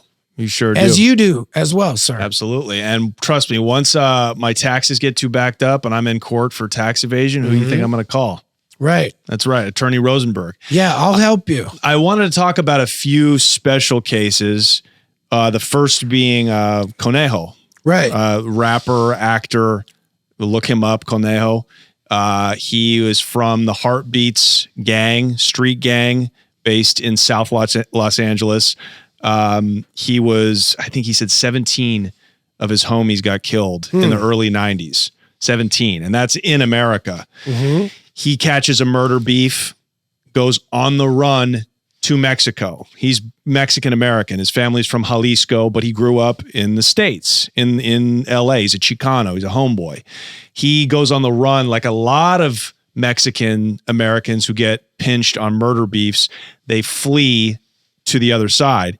He was then for 10, 15 years involved. He was a soldier for the Tijuana cartel during the hottest period when Sinaloa under Chapo was trying to take the city from the Arellano Felix brothers, who were the kingpins, the bosses in TJ. He saw some horrendous things. You know, he lived the life of a cartel soldier, but as a Mexican American. Then you take it from there. How did he meet you, and how did he come back and get his his murder case adjudicated? Sure. So it's the Harpies. Harpies, I'm sorry. Not the heartbeats. Right, yeah. Harpies? Harpies. Okay, they just say it like it sounds like heartbeats. Yeah. No, I got you. As they say, I got you, my boy. Okay, so this is in the West Adams corridor. So close to where we are. South LA. For those who aren't from here, it's near USC. So the Conejo story is a fascinating story with many moving parts. Yeah. Real quick, can I do my shout for Conejo? Of course. Okay, so Conejo recently dropped the Reset album Deluxe. So it's different from the original Reset. He's on season 5 of the Inside a Sinister Mind podcast. And that's available Apple Music, Spotify, Odyssey, as they say, wherever you get your podcast. But check it out. He's a sick rapper. Yeah. So he's got over 1,000 songs. So he's done triple digit albums. And if you imagine more than 100 albums, so imagine 10 albums per song. We joked one time and I told him that Shakespeare had 160 sonnets. And he said, I'm the hood Shakespeare. Yeah. And he was recording a lot of those songs while he was in TJ, you know, putting in work for the cartel. He was making music. That was his like outlet. Right. Yeah. And Jay and Prime would help after the drop. They would make those records happen. So that's my shout for Conejo. I met Conejo in 2018 when he had been released. February of 2018, he ended up with a voluntary manslaughter with probation, but he had 6 years suspended time over his head. And he was in a film with David Ayer, and I'll give Dave Ayer a shout. Chris Long, Cedar Park, The Beekeeper movie was the #1 movie. So I'll give a shout to those gentlemen. And he did a project with Bobby Soto Jr. Called The Tax Collector. We know who David Ayer is. Yeah, Respectfully, for sure. we want to hear about Conejo's case. Right. He had a first-degree murder charge. How did you help him get that down to a suspended sentence? Right. So I didn't do that. That was another lawyer, Stuart Goldfarb. Oh. But what I was trying to bring together was I was on Alex Alonso's page and he posted The Tax Collector. And I felt like, wow, are these guys following me around? Right. And I made a couple comments. Conejo reached out to me. And what I did for him was I got him off his probation early. And then I expunged it. So the legal issue that I found was that his career as an actor was being stifled by being on felony probation because of cast insurance. So that was my argument. And we first started, I had to go to court 5 times to do that. But when we first started, the judge was dead set against everything. He knew a murder had been reduced to voluntary manslaughter for probation. It was a special circumstance murder during a robbery. So therefore the judge was like, are you guys crazy? He's going to do his 5 years. So I ended up terminating that probation after about 3 years. So halfway mark. And then even after that, so the DA and I, we went to war. And at the end, I got the judge to believe that the DA was all wet. And he granted my petition. And What does that mean, all wet? She said stupid things like she said that my client was free to lie about his criminal record. And she lost the judge. She alienated the judge. And it was interesting because Conejo basically, he calls it the religion, but he practices, and he did a pin on the DA's throat. And that was that she would have bad speaking. And I don't know if it was that or Rosenberg or a combination, but we got that motion granted. But then we had the issue of expunging it, which I did. So now he's off probation, no joint suspension, and he's done out. Another shout for Conejo, his film Dominique, where he plays a police officer, is dropping this summer. Wow. So catch Dominique. And, Conejo is a gifted actor, in my opinion. He's become a friend. And, that's my boy. Yeah, he has one of the most remarkable stories. I'm sorry, I thought you actually had helped him beat the murder case. Can you just tell us really quickly? Because I know you weren't involved in that, but I'm sure you know a lot about it. How was Goldstein? Goldfarb. Okay. Stuart Goldfarb. How was he able to get a murder robbery down to 6 months and suspended sentence? How was he able to do that? Was there just not enough evidence, or what was the background on that case? So I reviewed the preliminary hearing transcript. There were 3 co-defendants, and at preliminary hearing, the other 2 co-defendants, their cases were actually dismissed. So it was a weak case for evidentiary insufficiencies. So the backstory, and we get into an area where I can't really speak, but basically he was known and someone identified him based upon his presence versus actually being there. All right. So Goldfarb, who's still around, by the way, and I'm trying to hook up with him. I met him a couple of times, but basically it was a weak case, and the DA who had the case had a bunch of special circumstance death cases. This was that, and Goldfarb was basically able to say, "Look, let's do credit for time served, probation, give the man midterm 6 years suspended, and you close this case." And she was kind of a train wreck. No offense, but she extended that offer, which he took. And he was on the run for 10 or 15 years. Yeah, I believe it's 14 years. Yeah. And now, does that look bad? Does that make you look guilty, or is that something that a good lawyer can get suppressed? I mean, in his case, we'll just look at his case. He was able to get probation despite being on the run as a fugitive. I think he has an album called El Fugitivo, The Fugitive. I have the t-shirt. So does it look guilty? I mean, if it's not excluded, which I would move to exclude that to the jury, right? They don't need to know why we're doing this trial now. But if it came in, what does it really prove? Right? It could prove that he got a phone call tipping him off, and he chose not to sit here and get $2 million bail or no bail and fight his case. And he blossomed as an artist during that period. Right. Do you think that, like, old school, what do you call it? Like identifying, like in a murder case where they take a witness or an eyewitness testimony. Do you think, as a defense lawyer, if the prosecution is resting their case on an eyewitness testimony, do you like that? Do you feel that that's become pretty easy to argue against because of now what we know about how ineffective that really is? So the answer is, I'll start with a statistic from a few years ago, and that is that Project Innocence, at the time, I want to say it was about 200 exonerations, but they found that 75% of those wrongful convictions involved faulty eyewitness identifications. Wow. Now, that's a statistic that I would love to get in front of a jury. Right. Could you use that? Well, I have the best identification expert in California. I don't want to say her name because then the lawyers will call her, but she's a brilliant professor.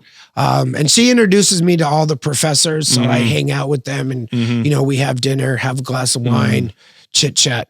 But she is great at challenging eyewitness identifications. And like Alex Alonso, whenever I use her, I win. Right. So the way to do that is we talk about the factors. And now she's a research professor. So this is, they write papers about this stuff. It's fascinating stuff. She's a cognitive psychologist. So she does, the papers, the clinical trials. Okay. So whenever we have an identification case, right, I will consult with and often call at trial my identification expert. And there are faulty IDs. I've got a case now where the primary witness, I don't want to say too much because we're going to trial, so maybe a juror will see this, but the primary identifying witness is getting a deal in exchange for his testimony. And he's got 5 federal bank robberies that he's getting good treatment on. And that's the type of thing. There's a case called Giglio that talks about the defendant's right to probe and find out about any leniency agreement for witnesses. Basically, he's a snitch. Right. Is the bottom line. Right. And he's getting offered a sweetheart deal to get out of major time. Correct. And that's a factor that the jury should be allowed to consider. And are they? Yes. So that comes in. That comes in as potentially exculpatory evidence. The jury's entitled to know if people are getting a sweet deal for singing. Have you ever made a supposedly credible witness on the stand? Have you ever just torn somebody to shreds? Brought out their obvious lying? Yeah. I mean, prior inconsistent statement is something that we are allowed to present. And the reason I'm saying allowed is that these are all the rules of evidence, hearsay exceptions, 352, more prejudicial than probative. So that's kind of the world we operate in. Can you give us an example, just a fun, really quick anecdote on a witness that you completely discredited on the stand? Yeah. So, this is a good segue into the Alex Enamorado case.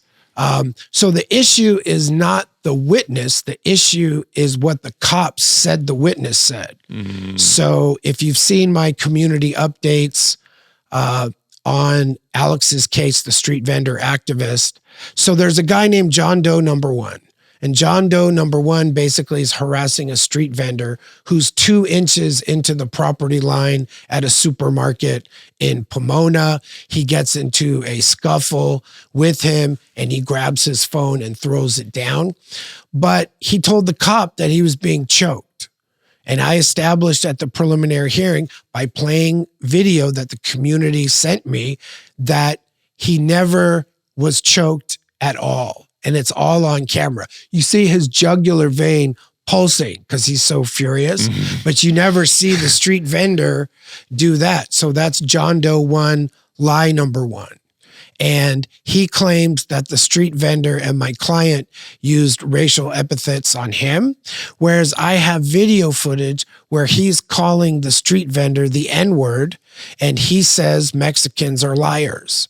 Again, that's John Doe number 1, lie number 2. And did you bring that out in trial? It was at preliminary hearing because he didn't testify. Okay. So I was able to use extrinsic evidence, video evidence, to completely, in my opinion, eviscerate John Doe 1 at trial. So the background to that case is that my client and 7 others, they're called the Justice 8, are being charged with conspiracy to commit criminal threats, kidnapping, false imprisonment, assault with a deadly weapon, felon in possession of a firearm, and tear gas. They're currently all being held with no bail. No bail means there's no way you can get out of jail. No bail. So we've been litigating bail in that case since December 28th. We've had 3 hearings on the issue, and we just had the last hearing Friday, February 9th. And I was hopeful that the judge would respond to my argument and grant my client house arrest, stay off social media, avoid the victims, and avoid the co-defendants. In what I thought was a slightly surprising ruling, but my client said he wasn't surprised because of the corruption in San Bernardino County. But the judge said there were no change of circumstances that would have triggered a new bail review. Now, and he quoted from cases that I cited in my bail argument, which was 40 minutes long, and I used the bench guide. The bench guide is a book that judges read in order to figure out what the law is. So I quoted from the bench guide because he's a new judge, and I explained that filing new criminal charges after preliminary hearing is a change in the proceedings sufficient to trigger the bail review. Can I cut you off really Sure, quick? yeah. What are your defendants in San Bernardino County Jail? What are they accused of? Right. We got all those charges, but what were they doing? Right. Okay. So what are the facts? The facts, as alleged by the prosecution, is that they have been in fights with people that they don't agree with. They have surrounded cars. They have, they made John Doe number 2 apparently go down on his knees and apologize for throwing a bottle of urine at the group. Okay, what is this group though? This is kind of famous, but I'm not exactly sure how. They're filming attacks on street vendors or? Yeah, so let's say a street vendor is harassed, then Alex's style of activism is confrontational. Right. My position is confrontational is not criminal. Right. So the sheriff of San Bernardino County gave a press conference, and he said that their activities are not protected by the First Amendment. They're thugs. They surround people. They beat people. They pepper spray people, etc. So that's kind of their theory. Our theory is, and I said this in my argument, basically you've got 2 fist fights and you've got some pepper spraying incidents. He's looking at more than 10 years, and they've charged him, I want to say, with at least 4, if not 5 strike offenses. Kidnapping is 2 years, 3 years, 5 years. That's a violent felony at 85%. But the real issue is, why have they been denied bail? Right. And we've litigated that. In fact, we're going to go to the Court of Appeal on that very issue. We're going to take out a writ. And I'll just give you an example.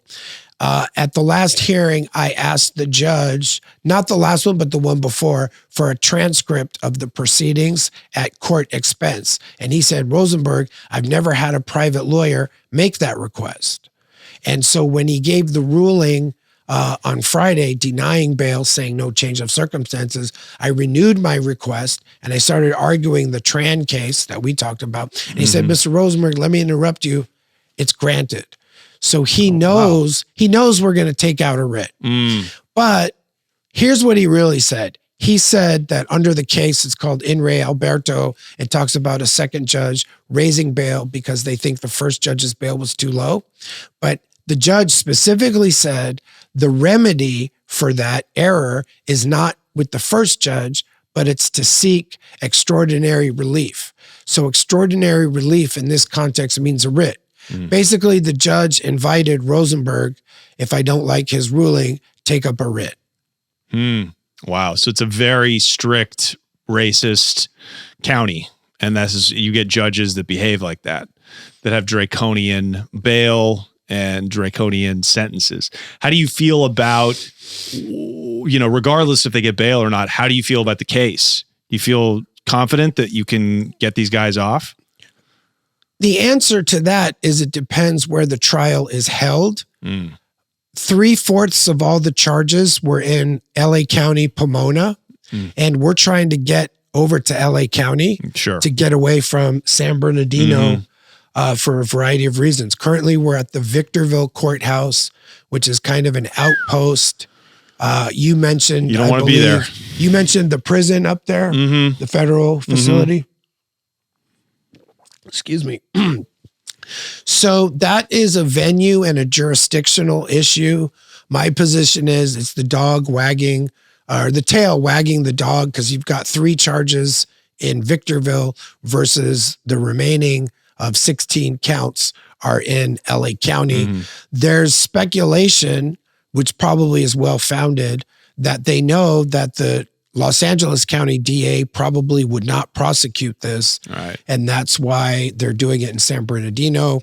There are, I don't want to say conspiracy theories, but a lot of people believe that Alex, as we call him, Eden, Alex Enamorado, Justice 8, had protested in front of the mayor of Fontana.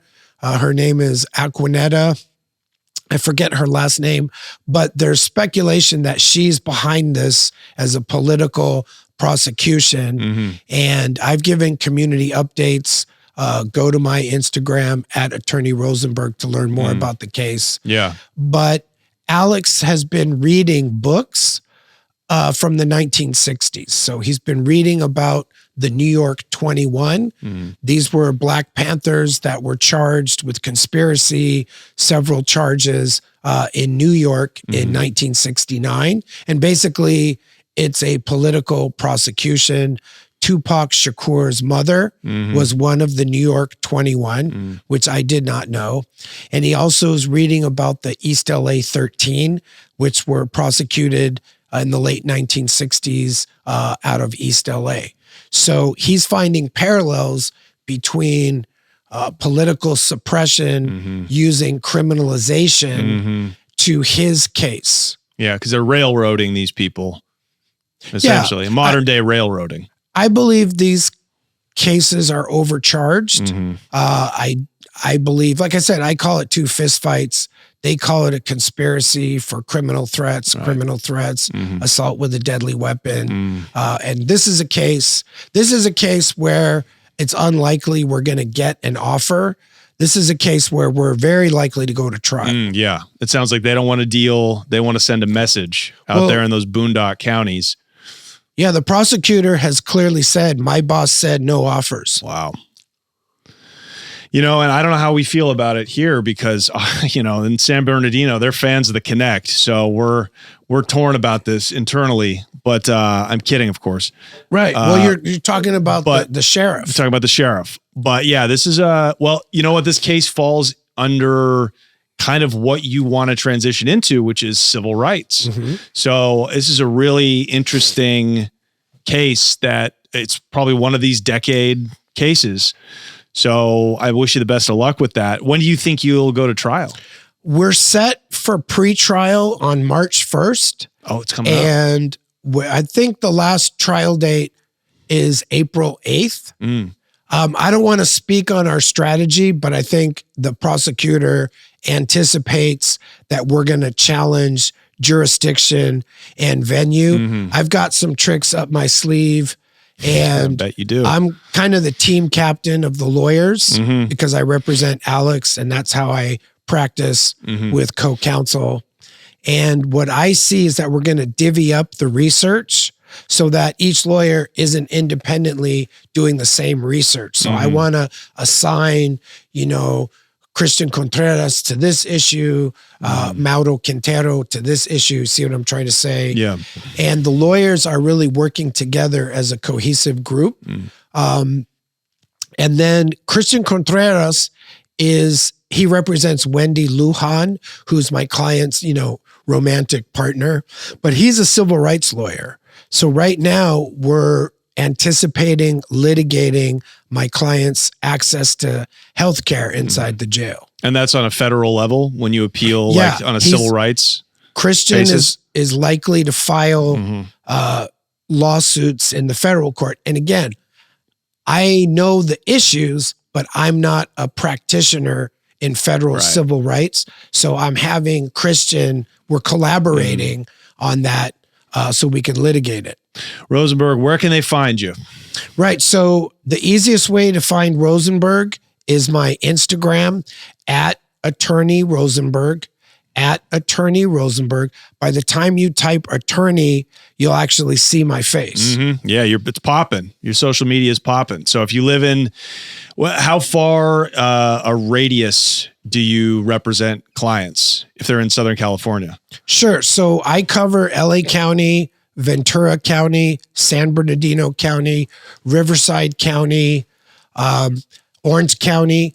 I have done Imperial County, Sacramento. I'll go out of county, but I'm really looking for, the high profile, the one that's on the news Right. in, Solano. I did a great case in Imperial County where I got my client a new trial because the jury deliberated and said, why didn't my client testify? So that went up to the California Supreme Court twice. It came down, and I went to El Centro, Imperial County, for 11 months, but I ended up getting the new trial for my client, which was unheard of. Wow. Imperial County's, my client and his co-defendant were African-American. Oh, it's a terrible place to be black and go to trial. And the decedent was a telegenic Caucasian girl whose body was found in like a calvert, like a wash. So it was high profile, but that was a big win. How did the new trial go? So he's still fighting his case. I think they should hire me for that trial. And that was a great win for me because we have the right to like a little trial on the issue of did the jury deliberate on that? And I wrote a motion, and it's always nice when I write a good motion because the judge starts talking to me first. They say, Mr. Rosenberg, I read your motion. Do you have anything to add? And that judge granted my motion all the way out in Imperial. So that was cool. All right. Well, I hope you're not in trouble, but if you're out there listening and watching and you are, you know what to do. DM Attorney Rosenberg. It's that simple. I can't wait to see how the trial of the 8 in San Bernardino plays out. I hope you win. But whatever you do out there, keep listening, San Bernardino. And we're going to switch over to the Patreon now, talk a little bit more. And also you have a podcast coming out too. Let's plug that. Right. Yeah. So I have a podcast coming out. I'm working with Prime, who's Conejo's director. Yep. He does all his media. Friend of the show. And I've got a concert I'm sponsoring coming up April 27th at Adelanto Stadium. I'm a sponsor. I try to put money back into the music and the arts for the Raza. So we've got Jenny 69, Little Rob, MC Magic, and we got Rose Royce from the back in the day to perform. Reverie's performing. Shout out to Reverie. She's doing so many great things from Highland Park. And shout out to Encrypt, who's Reverie's director. And, I've been blessed to kind of meet all these people and work with them. You're as LA as it comes, my man. Well, I'll copy Reverie. She does this, where she doesn't do that. She does this. So shout out to Rev. Hell yeah. All right, brother. Thank you so much. And thank you guys. We'll see you over at Patreon. Rosenberg, you're the best. Thanks, man. All right. Appreciate you.